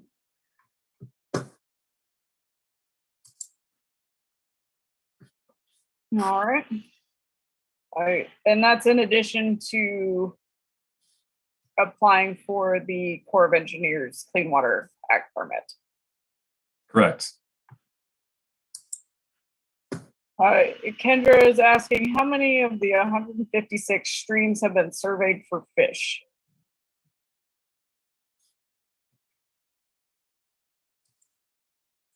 That is starting this summer. Okay. Has the third-party EIS RFP been released? I'm not 100% sure what that means. No, it has not. Can you tell us what that means a little bit more? So after ADA submits this permit to the Corps, there will be a scoping period with the Corps, and the Corps is going to hire a third party to independently verify all of our information and also walk through their process, through the NEPA process, to help them assign the 404 permit. So it's that will be going out to bid through the Corps here in the next, assuming we submit a permit in April, you know, sometime later this summer. Okay, thank you.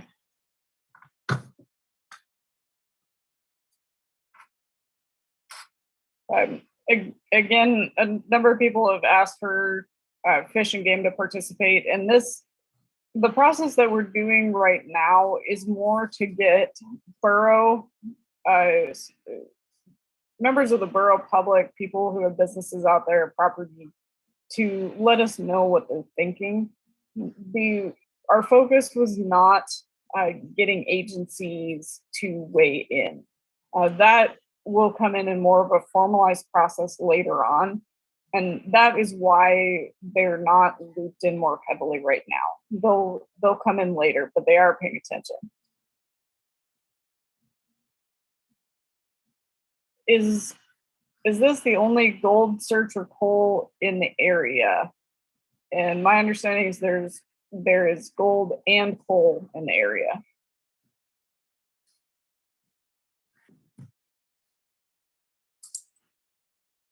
That's my understanding as well. Yeah. And then is this project being partially financed by federal money? If so, does it come under the National Environmental Protection Agency NEPA requirements? And yes, it does come under the NEPA requirements. You're correct, Camden. It does go under the NEPA requirements. There is no federal funding for this phase of the work. All right.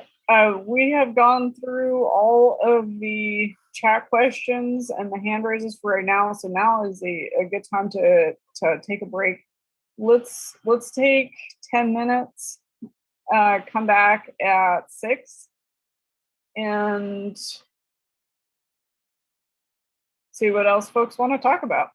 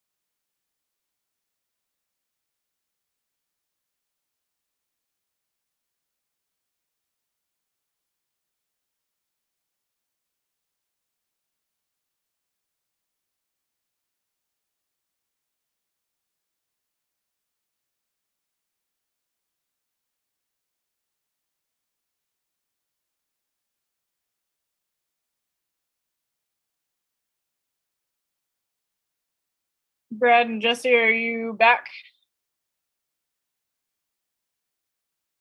This is Brad. I'm back. Yeah, this is Jesse. I'm here.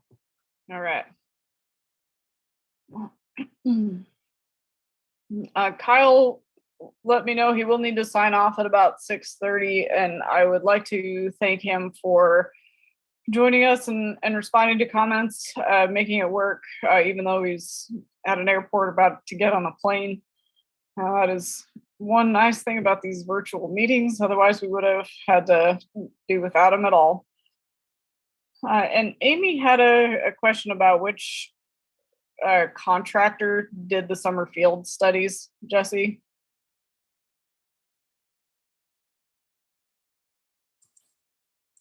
Our contractor is HDR Engineering.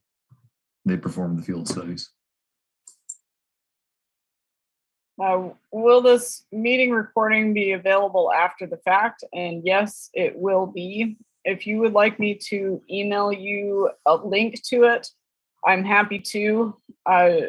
Send me a private message saying,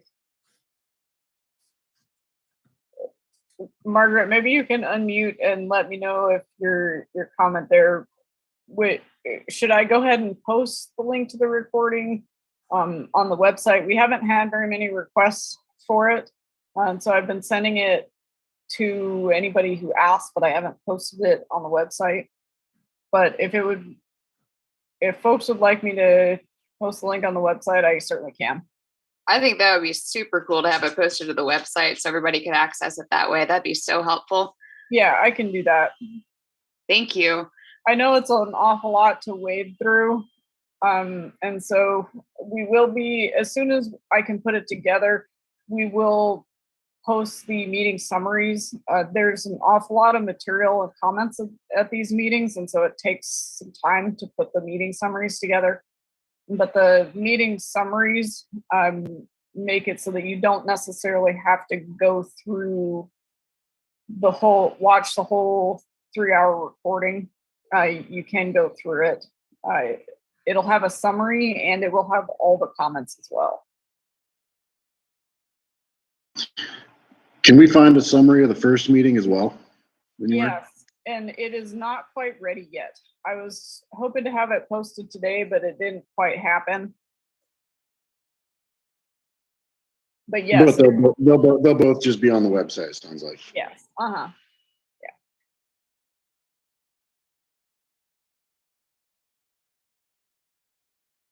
Can you please share a link to your website on the chat as well? Yes, I'll put it in there now.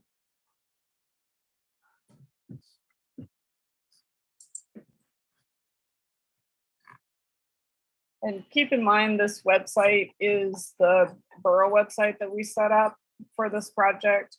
Once we're done with this phase of collecting comments, Brad, maybe you can speak to it.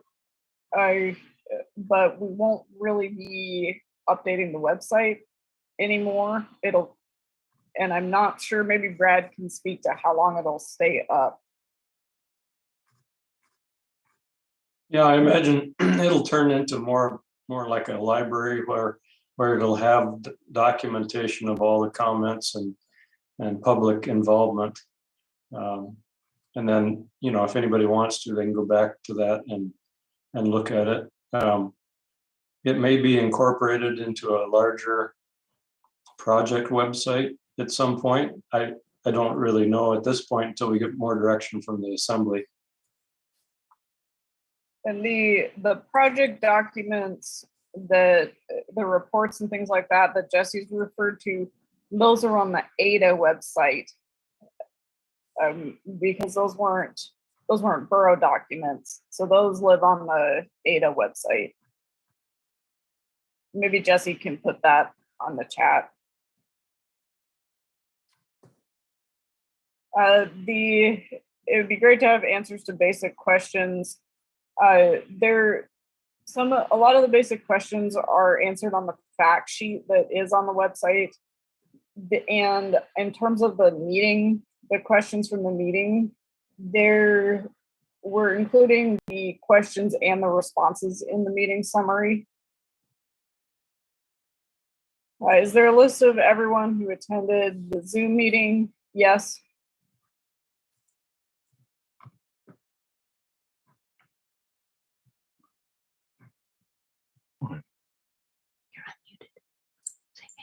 Is there any chance I could have a moment to speak? Go ahead. Now would be a good time. Okay, my name is Rolf Belay. I've spent 32 years out in the Squentina area, building some log structures and cabins. So my point is, I understand the people that want access to this land, but my point is, and I'm sure a lot of others that are out there, we chose to fly out there or snow machine out there away from the road system. We didn't go to Talkeetna. We didn't go to the Kenai Peninsula. We chose out there for the ruggedness and the remoteness of all the wildlife that's there, the fish, the mosquitoes, which we all adore, I know, but I could use some mosquitoes right now. But the thing is, with this road, a dirt road, it's going to be a complete dust bowl over the whole Susitna Valley. There's going to be trucks with Jake brakes. It's going to ruin the whole wilderness atmosphere. And you have the air traffic, you've got float planes, lodges, and you have the experience of going out into the wilderness. This is the last wilderness in around the Anchorage area and the Mat-Su. When that is gone, you're going to have to go on the other side of the Alaska Range to access remoteness, and people will not do that. It's just too far away. So maybe I'm being selfish, but I want the remoteness. And if you don't want to fly out, then go to Talkeetna or to Kenai on the road system and build a cabin. But we need to preserve the last piece of remoteness around the Anchorage and Mat-Su Valley. So thank you. Thank you. Would anyone else like to raise your hand or unmute yourself? If you're on a phone, press *6 and state your comment or question. Go ahead, Michelle. Thank you, Michelle LaRose. So I remember in the first meeting, there was some mention in this gentleman who just spoke about the maintenance of the road. And in fact, there was a question posed about whether the mining interests were going to lend or maintain the road like dust and or snow, et cetera, or grading. Is anything been determined since the last or first meeting about that? Unfortunately, no. It would seem to me that that would actually be a feature that would lend itself to a more agreeable circumstance in terms of the impact to that road. In other words, the cost of maintaining it, and the feature that the primary interest is mining, that it would make more sense to lay the burden of maintenance of the road on the companies that are mining the area. I think for now, we're going to have to take that as sort of a comment more than a question. Yeah. Since determining all that is part of their feasibility process. Okay. Next up, we've got Nancy Peace. Yes, thank you for the opportunity to testify. I'm really concerned about the lack of a cost-benefit analysis that shows clear public benefits to this. The risks and the costs to the public are obvious and of great magnitude, and those include the impacts to the fish and wildlife resources, the potential for illegal activities like poaching and vandalism, and the kind of Jim Creek management issues. And then the benefits just are not clear, and there's not clear that there will be public benefits commensurate to the costs. The idea that this is to promote timber, hard rock mining, coal, is it's unclear how the state collects revenues on those industries that will go into the public coffers. Certainly with hard rock mining and coal, there isn't any mechanism for taxation and revenue collection. And the management costs and the management costs of all the ancillary roads to get to the actual resource locations, those have not been spelled out.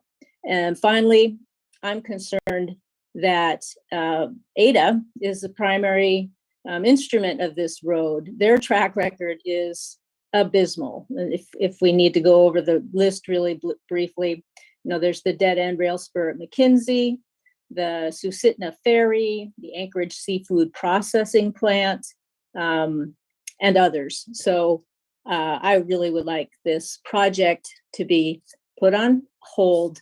If there's an economic study that shows the public truly does benefit and the environment is well protected, then maybe go ahead. But that study is not there. And right now it's money being flung across the river for the possible benefit of a very few industrial investors, and the detriment and the burden goes to the public. Thank you. Thank you. Hey, just real quick, I want to comment on that the rail extension and the ferry were not ADA projects. Those were borough projects.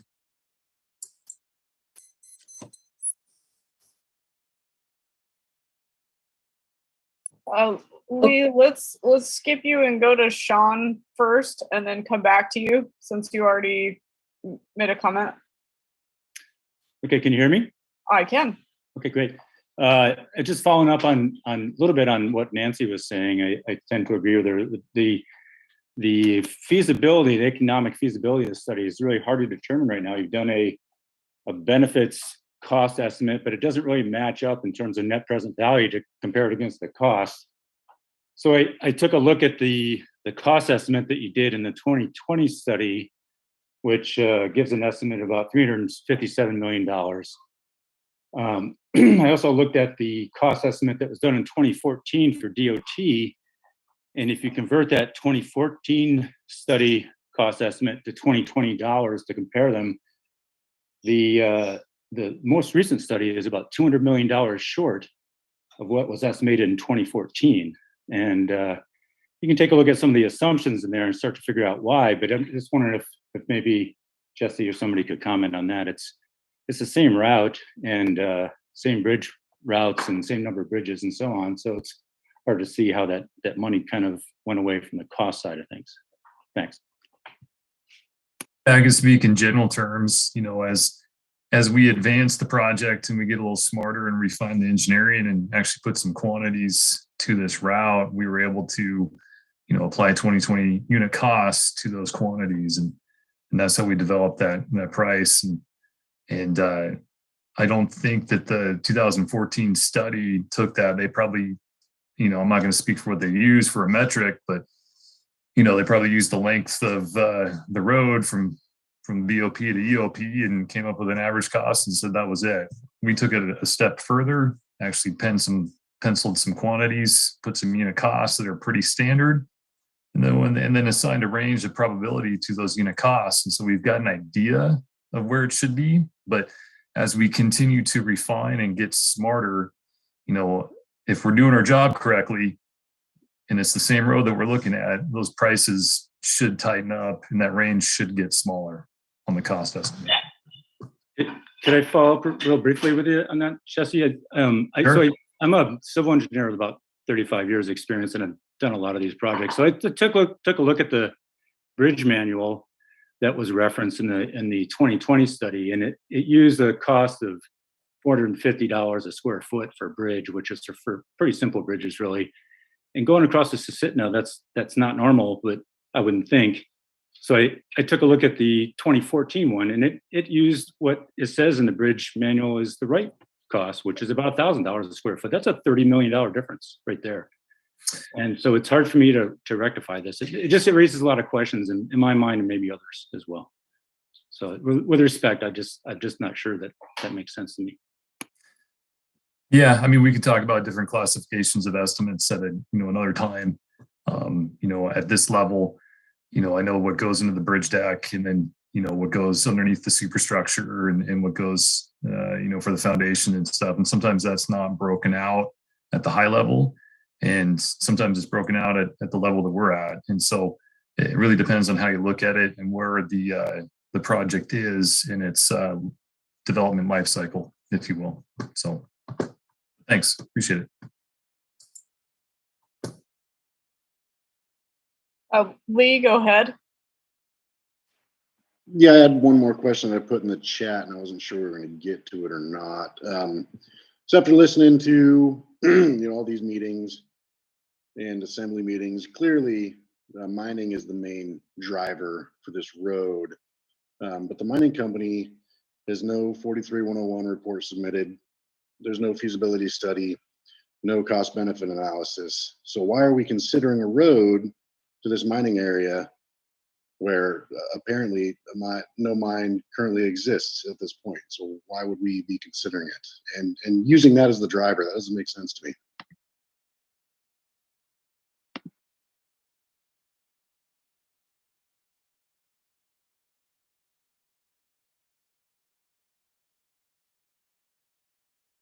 Jesse, do you want to speak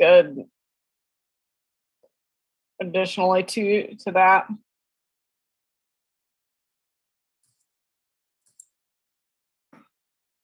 Yeah, I mean, I'll certainly consider that more of a comment there, but there's, we're so early in this process. Well, that's a question. Understood, but understand that we're so early in this process for us to put out numbers. We've got to qualify them, right? And so we are, as a public-facing corporation, we are informing the public of a potential investment that we're considering to make.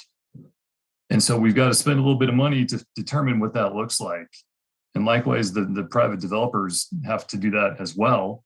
And at a certain point in time, we'll sit down and we'll take a look at what the overall economic benefit will be to the Mat-Su borough and we can speak to some numbers with some certainty. But right now we are so early stage that to throw out numbers gets us into a difficult situation to talk to. So until we get more clarity and project definition, we're speaking at a very high level when we're talking about economic impacts and economic analysis based on this project.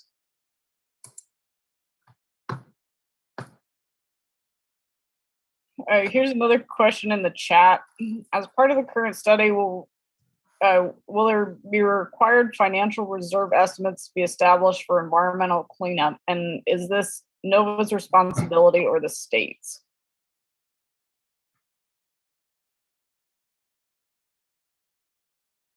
I guess the question to me is, who does reclamation? Hi, Camden. This is Kyle Moselle with Alaska Department of Natural Resources. Sorry, I was typing something in the chat box, so I don't know if I caught the full question. It sounds like something about reclamation. Yeah, okay, the full question was, who will be required, will a financial reserve estimates be established for environmental cleanup? Will this be NOVA's responsibility or the state's? So I think the interest is outside the scope of what ADA's proposing for the road. But generally speaking, with mineral development in Alaska, reclamation of mining activities is required by state law. And with that comes the requirement to provide proof of financial responsibility to the state of Alaska to ensure that the approved reclamation plan can be fully implemented. So that's what we often refer to as reclamation bonding or financial assurance. Now, as I understand it, the question was posed as far as environmental cleanup. I'm going to interpret that a bit, because I often get this question about, what about some sort of release of contaminants to the environment, or catastrophic failure of a facility related to mining and the environmental impacts of that damage. That is something that's totally different, right? So the permitting process for any mineral activity, mining activity in the state, what we do is we permit engineered facilities and the operation of those facilities to make sure that they're functioning correctly. So any sort of failure of those permitted facilities and release of material or contaminants to the environment, that is covered under enforcement action. So it becomes an enforcement action, and the miner, the operator, is 100% liable for the cleanup of those of any contaminants that leave containment. And but that's covered under, or carried out, or addressed through enforcement actions, not a permit. We don't permit releases. We don't permit accidents like that. Hope that helped.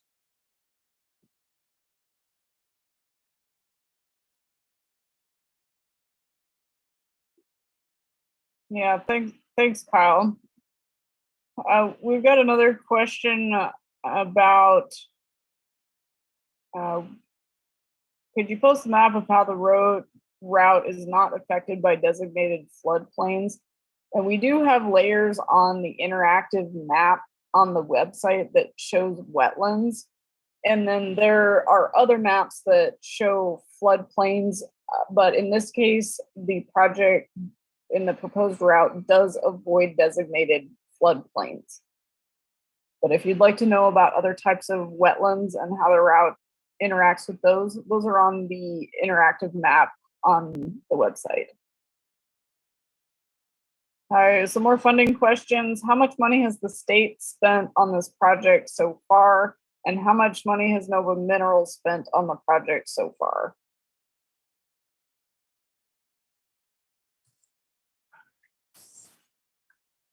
To clarify, the state hasn't spent any money on the project yet.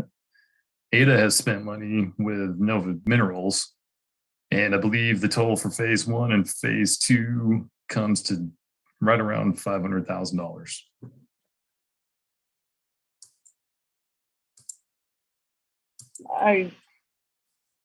Gabe, go ahead and unmute yourself. If you can't unmute it, and ask whatever you want to ask. I see you're having trouble with the hand raised.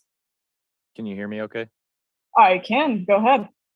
Okay, good. My name is Gabe Kidder. I'm 32 years old and a lifelong Wasilla resident.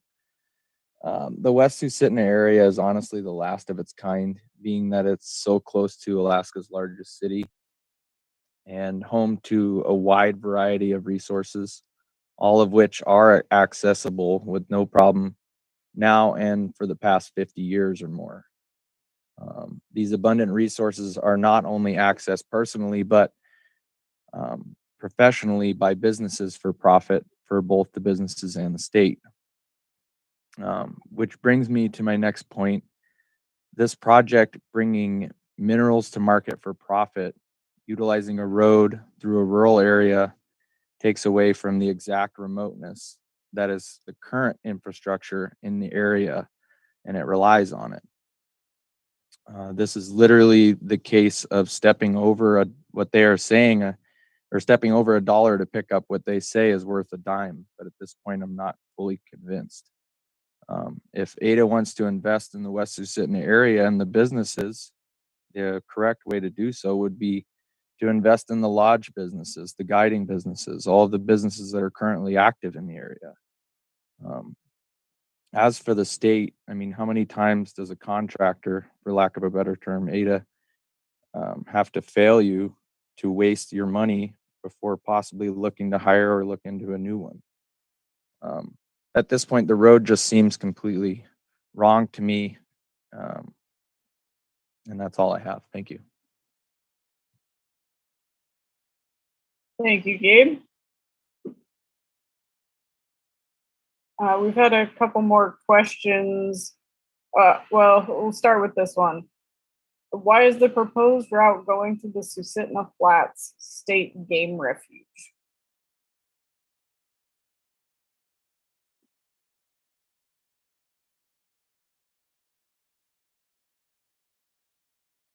Jesse, can you speak to that one?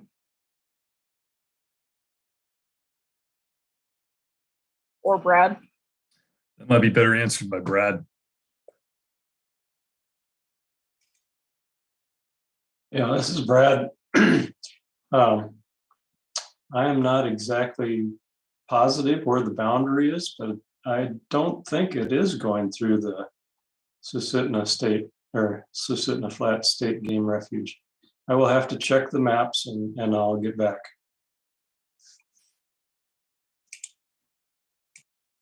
I've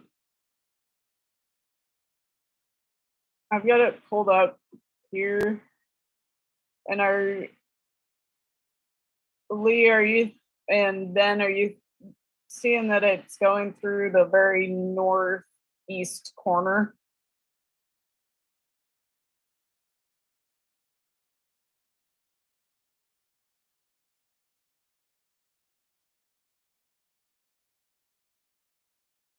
And you're welcome to unmute yourself and speak. I don't have the map in front of me, but I have seen where it does go through that northeast corner of the refuge there. And I do know that refuge has travel restrictions on it. I think it's, I know in the summer there's none, and in the winter they have it's either 1,000 or 1,500 pound limit. So they won't let anybody on that thing, but they're wanting to drive D11s through it. It's kind of, that. I think that's why he's asking. Close to the proposal. Can you hear me? This has been Alan. Yeah, go ahead. Yeah, okay, cool. When I was looking at the maps, it crosses, to my understanding, crosses the little Susitna just below campsite number 1 within the public use or within the state game refuge. And that's the campsite number 1 is the approximate 1.5 mile trail that you hike to. And it's it's about a mile from river miles from the boat launch. And so that's it well within the refuge.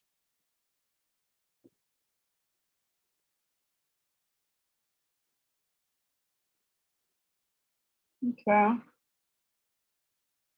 Unfortunately, the resolution on the map that I'm seeing is not super helpful.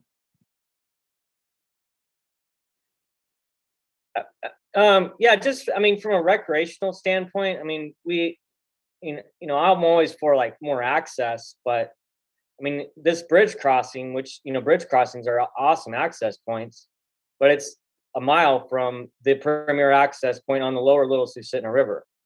I was pretty excited about this project at first because I thought, oh, there'll be better access to this river, but there will not be at the current crossing.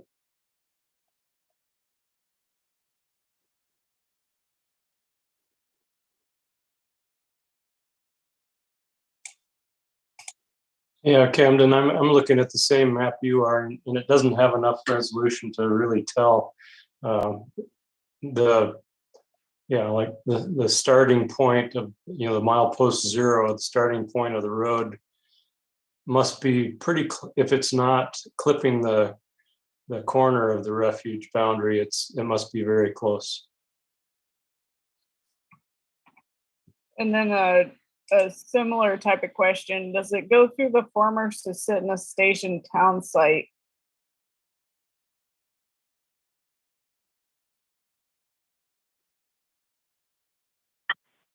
Jesse, do you have an answer to that one? That's a better question for Brad to take a look at. I don't have the map on my laptop. No. Does the route go through former Susitna Station town site? I can't answer that without looking at a map. Oh, sure. Okay. Yeah, again, I think we'd have to wait until the, they still need to do cultural resource surveys on the ground to determine where the historic sites are and things. And those are not scheduled to be completed until this summer. So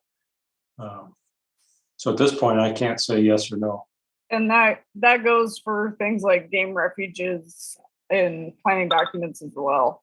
There'd be an analysis of all that.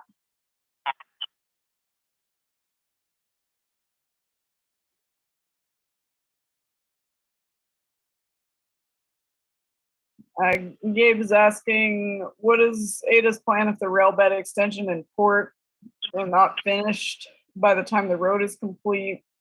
Would the Westy Road then just sit at a standstill until two projects are completed? And it sounds like it's so early that without knowing what type of mining is even occurring and what type of needs they have, it would be impossible to answer that yet.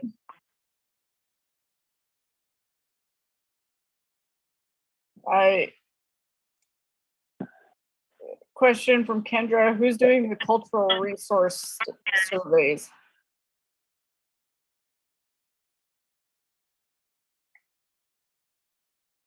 Ken Carter has a question, and he would like to know if it's going to be a public use road.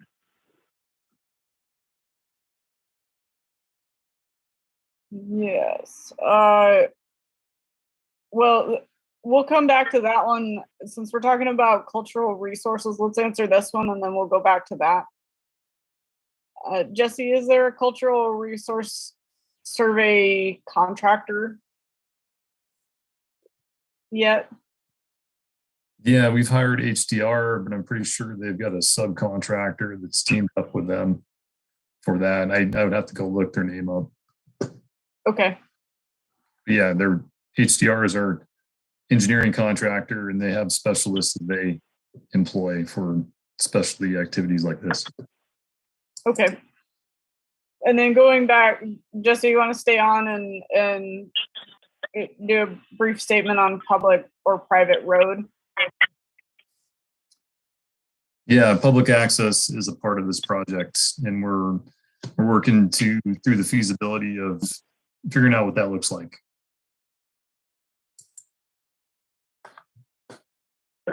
I didn't understand that answer. We've had many questions about whether or not the road will be public or private, and part of this feasibility exercise that Ada is going through is to determine that. Yeah, if it's not going to be a public access road, I don't know why you would take, $300 million or $400 million from the public that it's going to come from. So that's why I'm trying to see, is this going to be somewhere that the public can go to? Right. And that is the big question. And where the funding is going to come from for construction is also yet to be determined. Because depending on how the feasibility process shakes out and the environmental permitting is going to make a difference on how the road is funded. And how the road is funded, public or private or combination, could make a difference on whether or not it's private or public or a combination. This is Alaska. All the people that live here should have access to places like this. I mean, if you're going to build a road there and spend that kind of money, there should be no way that you just don't let people go, even if they are forced to stay on the road and stop, say, at the end of the road and have lunch, whatever the reason is that they want to go there. I mean, if you're going to use public funds to do it, you definitely need to make it so public can go there. And, we all thought it was going to be opened up for more moose, more, we've had so much snow here that there isn't going to be much hunting here towards Willow. And so we're concerned whether it's going to be the next moose coming from in our subsistenceness.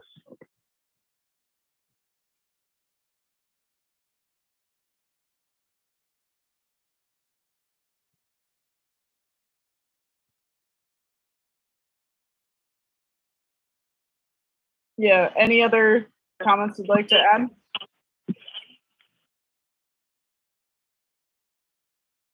No, I think that's it for me.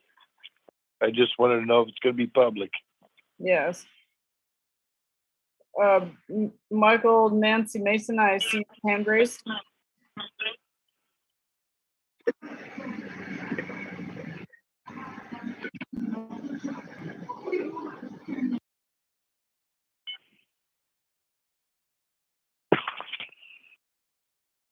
Michael, Nancy Mason, go ahead and speak if you'd like to make another comment. I see your hand is raised.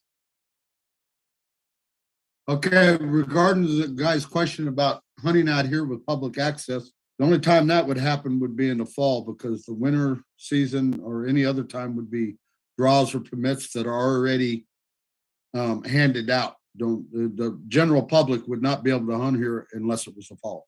That's it. Okay.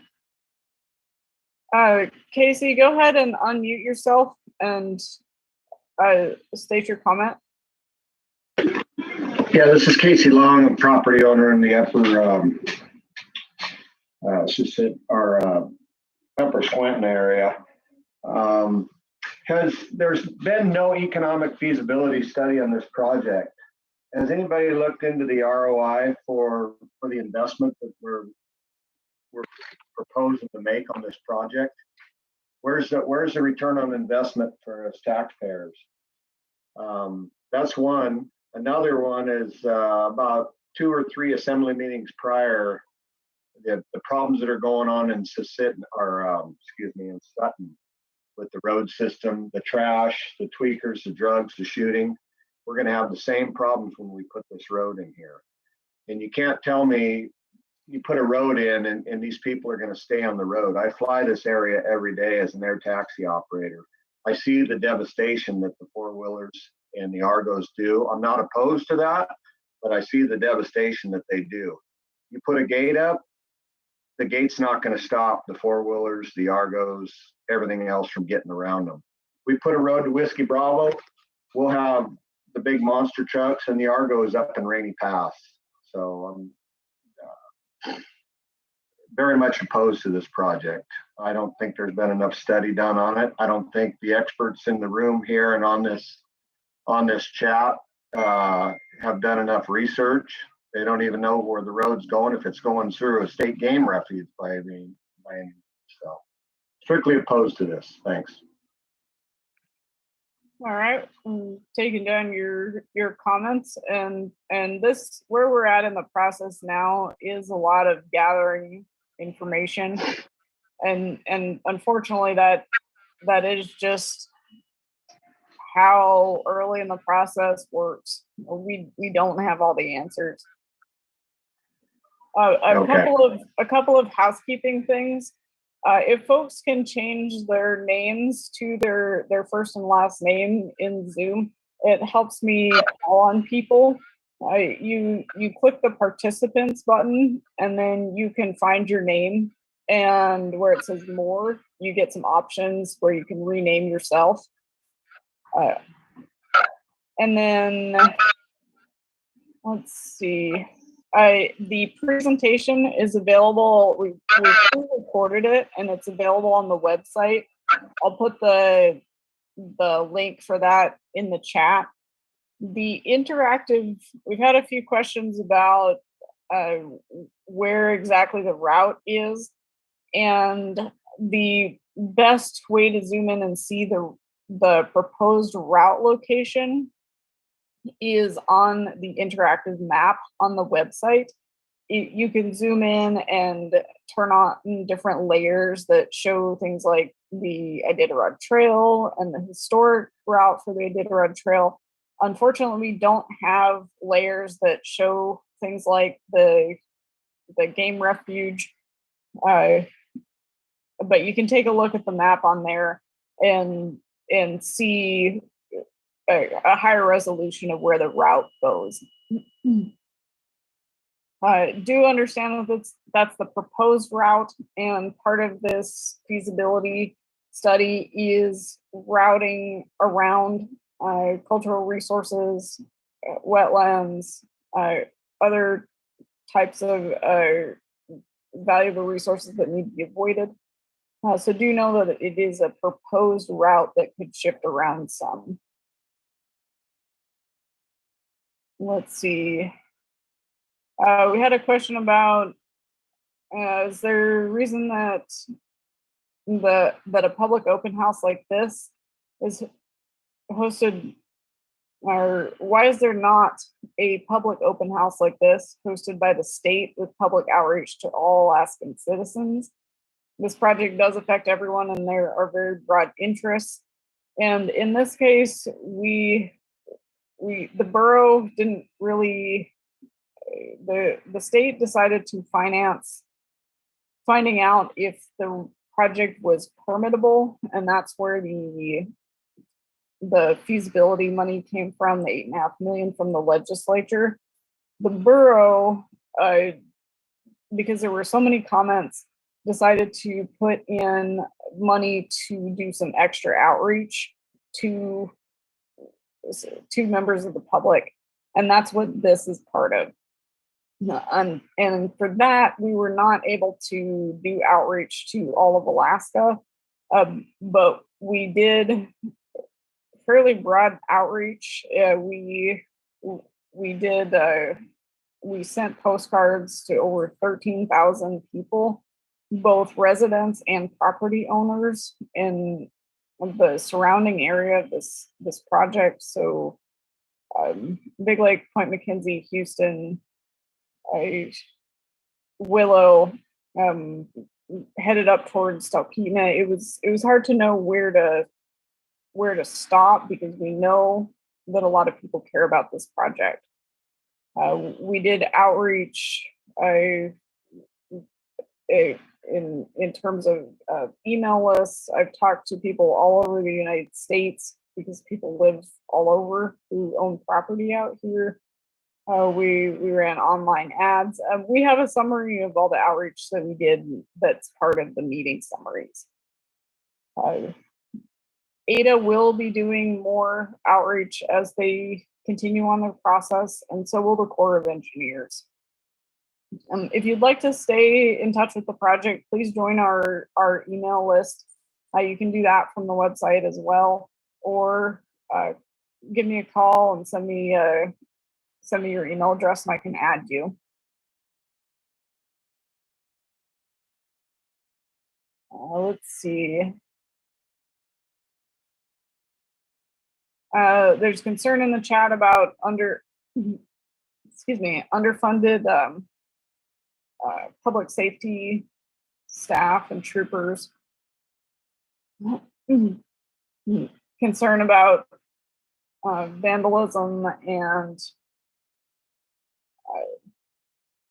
destruction by four-wheelers. Brad, maybe you could talk to the borough recreational management plan.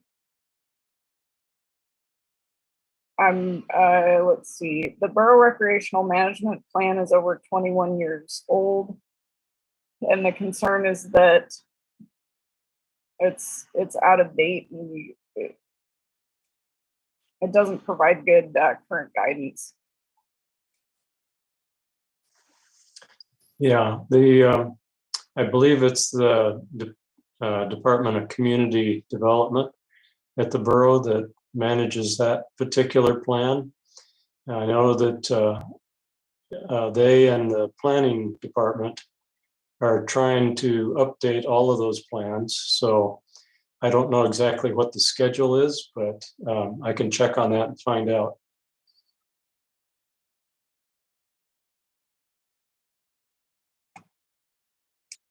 All right.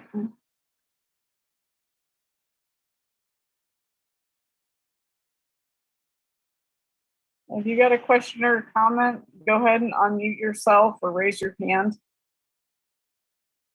There was a follow-up. Please allow a state representative to answer the question.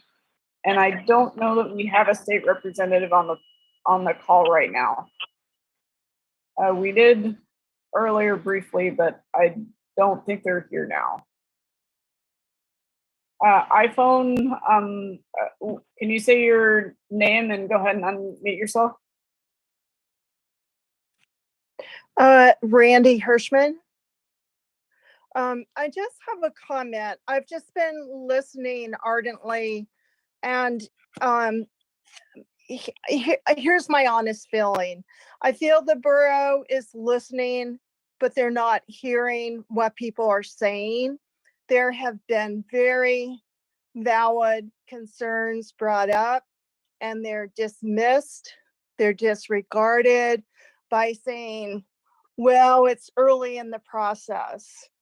And I think that's an excuse for poor planning, for the cart before the horse. And it seems to me the borough, Jesse, is hell-bent on making this happen. That's all I have to say.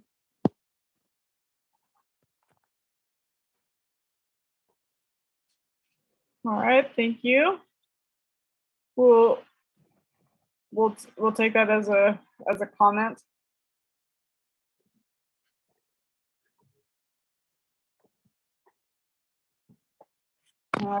Concerns about on the chat, concerns about financial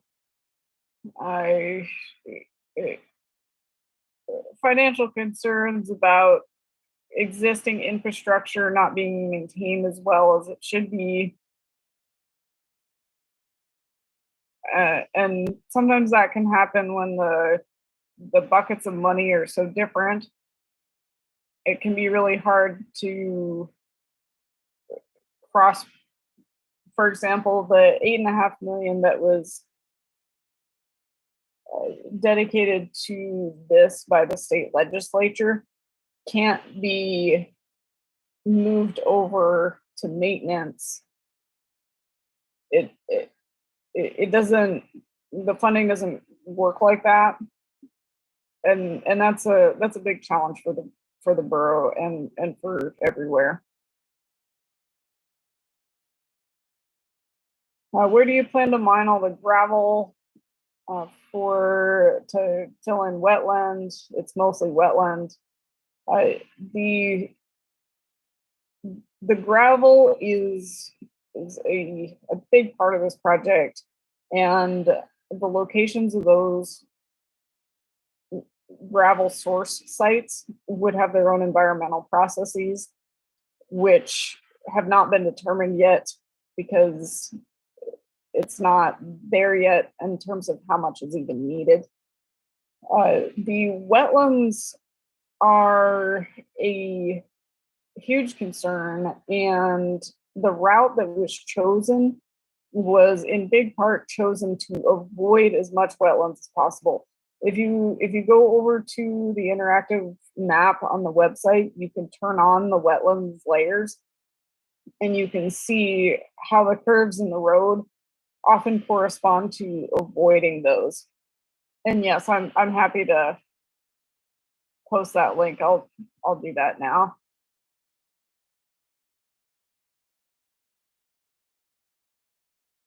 And Jesse, maybe you could talk to Lee's question. If they don't know how much gravel is needed, how they come up with their budget estimate?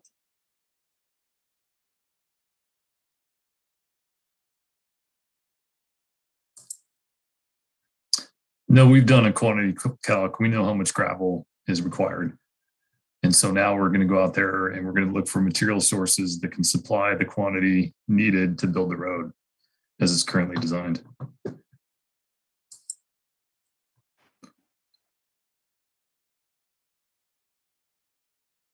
There are also a lot of other really big costs other than gravel, like bridges.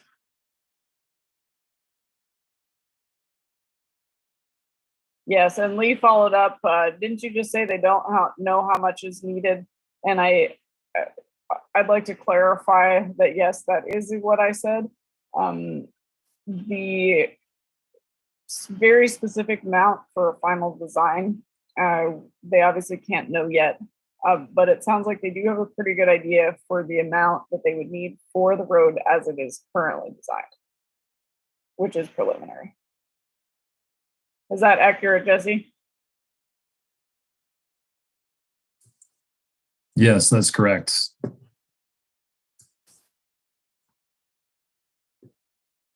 Anyone else like to raise their hand or ask a question in the chat?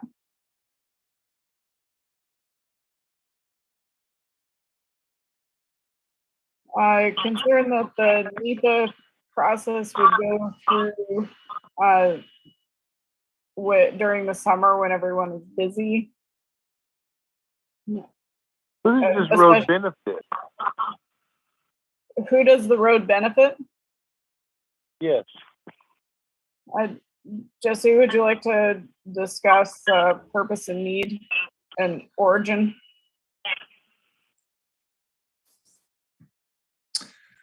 Yeah, I mean, it's kind of a broader discussion, really, but it's, you know, it's the benefit for all users. That's why it's a multi-user, multimodal access road out there. You know, there's going to be public access on the road. There's also going to be industrial access, you know, and heavy, overweight vehicles will be allowed to use it. And so it's going to be open to all types of users. And, you know, with the idea that, you know, that developers can access Alaska's stranded resources to develop them and increase job opportunities and economic opportunities in Alaska, and specifically Mat-Su Borough. So. That sounds good, but it's not just one person in there that's, you know, some high official that's trying to open up something for a mine that's going to get a kickback. I mean, that's just a lot of money to build a road. I was just wanting to know who benefited mostly from it. We want to access as many resources as possible with one ribbon of road. And so this is the best way forward. This is the best route to achieve that goal. And it's also the most, it's the least impactful route as well, and the most direct from what we studied. Okay. Thank you. Jesse, would you like to stay on and do a few more of these chat questions? We don't know the truck volume yet, or if it will be, or if mountain bikes will be allowed on the road.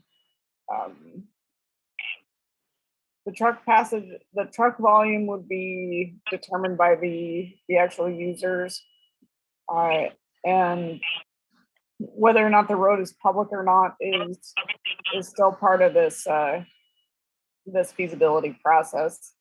Amy is asking what the slopes would be: 2-1 slope, 3-1 slope.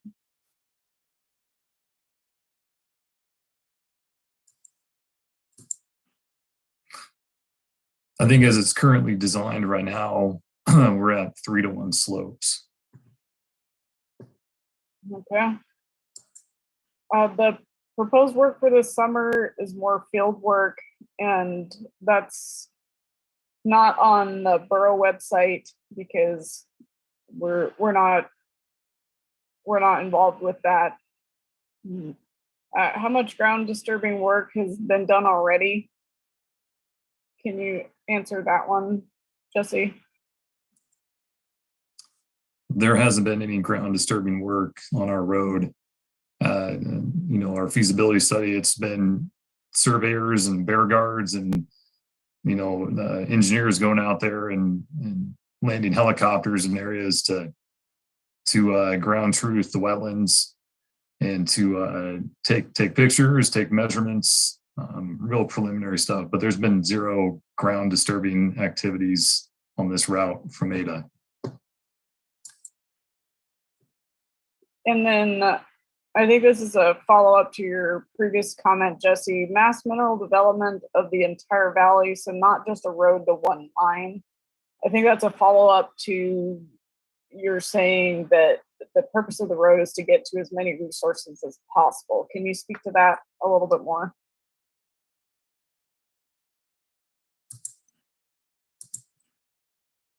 Yeah, it's really to be the most efficient with our transportation infrastructure to make sure that we don't want to build a road and, hopefully they will come, right? And so this is a great opportunity to build access to a variety of resources throughout the Western Susitna Valley.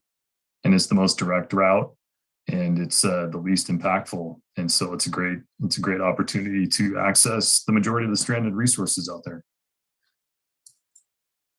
Thanks. And I'd like to point you to the Department of Natural Resources mapper that shows all the different mining claims that exist out there right now. That's another map where you can turn the layers on and off. Unfortunately, it's a Department of Natural Resources map, so it doesn't show the route, but you can kind of click back and forth from the website to that map. There's a question, will there be helicopter field work being done during fall moose season? That would be very disruptive to hunters in the bush.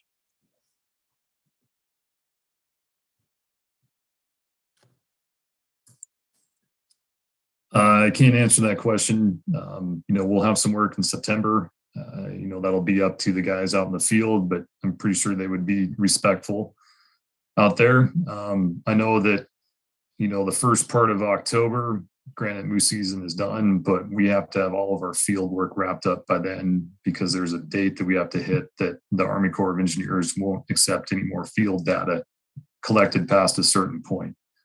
But we recognize that hunting's big out there, and I think we all prefer to get it done before hunting season because we also go moose hunting as well. So leave it at that. Camden, this is Brad. I just wanted to say that I've been looking at the maps for the Susitna Flats Game Refuge and comparing them to the interactive map that we've got for the project on our website, and it looks like there's about 2 miles of a 2 mile segment that is inside the game refuge boundaries, and I think at least one of those miles has an easement. It looks like there's an easement that's been there for a long time for a future road, and that's probably why the road follows that route through there. Thanks for looking that up, Brad. I'm seeing some comments about wetlands on the chat. And if you go to the interactive map on the website, it shows the wetlands map and the route together instead of the wetlands viewer.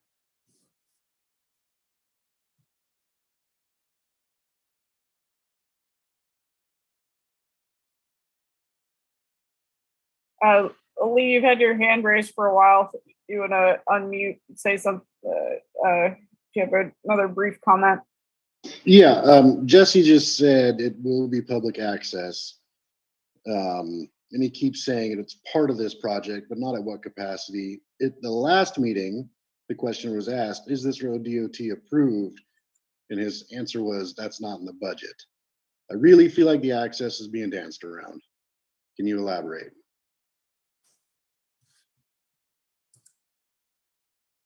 Yeah, I'll be direct. Public access is a part of this project, and we're working to determine what that looks like because we don't have all the answers yet.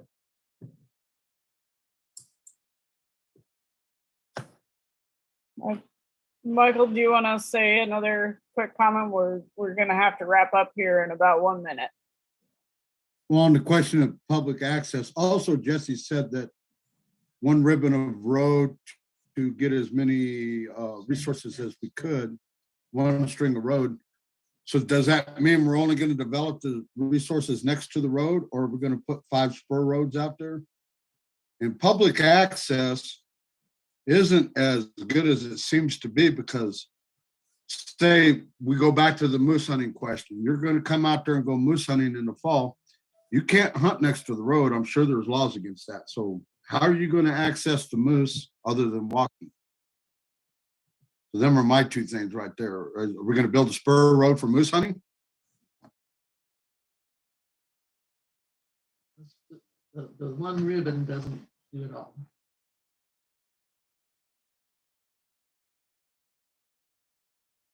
Jesse, do you have a very quick answer for that one?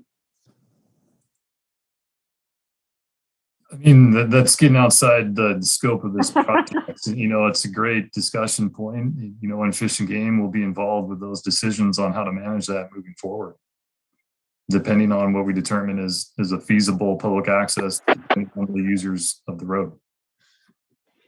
But you don't foresee building. What about your resources? What about your resources? Are you going to build spur roads to get more resources, or just?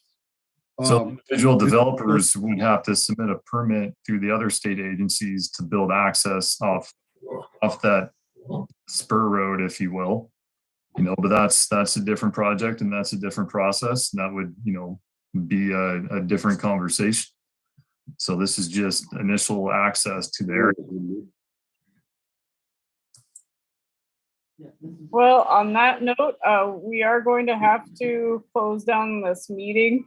That was a lot of great questions. We're going to summarize all the comments, put them into a meeting summary, and post them on the website. We will also post links to this entire recording if you want to go back to it. And the final summary with all the comments from the borough's public engagement effort will also be posted on the website, but likely not until around April. And with that, Brad, any final word from you? No, I just really appreciate all the folks that have called in and responded with testimony and questions. I think it's all a really excellent conversation. And it's needed when a project is getting started like this. So thank you. And I'm going to close down the meeting now. Anybody from the borough and Debbie, if you can, Jesse, if you can, stay on the line. And everyone else, thank you very much.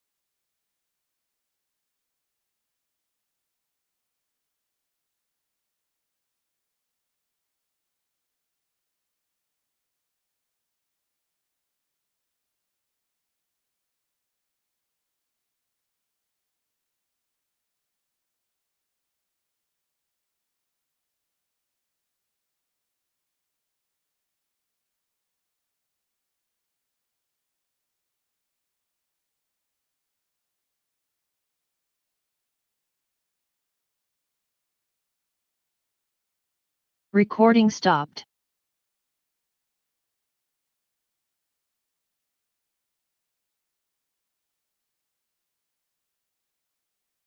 Hey, Stefan, were you able to get the live streaming stopped?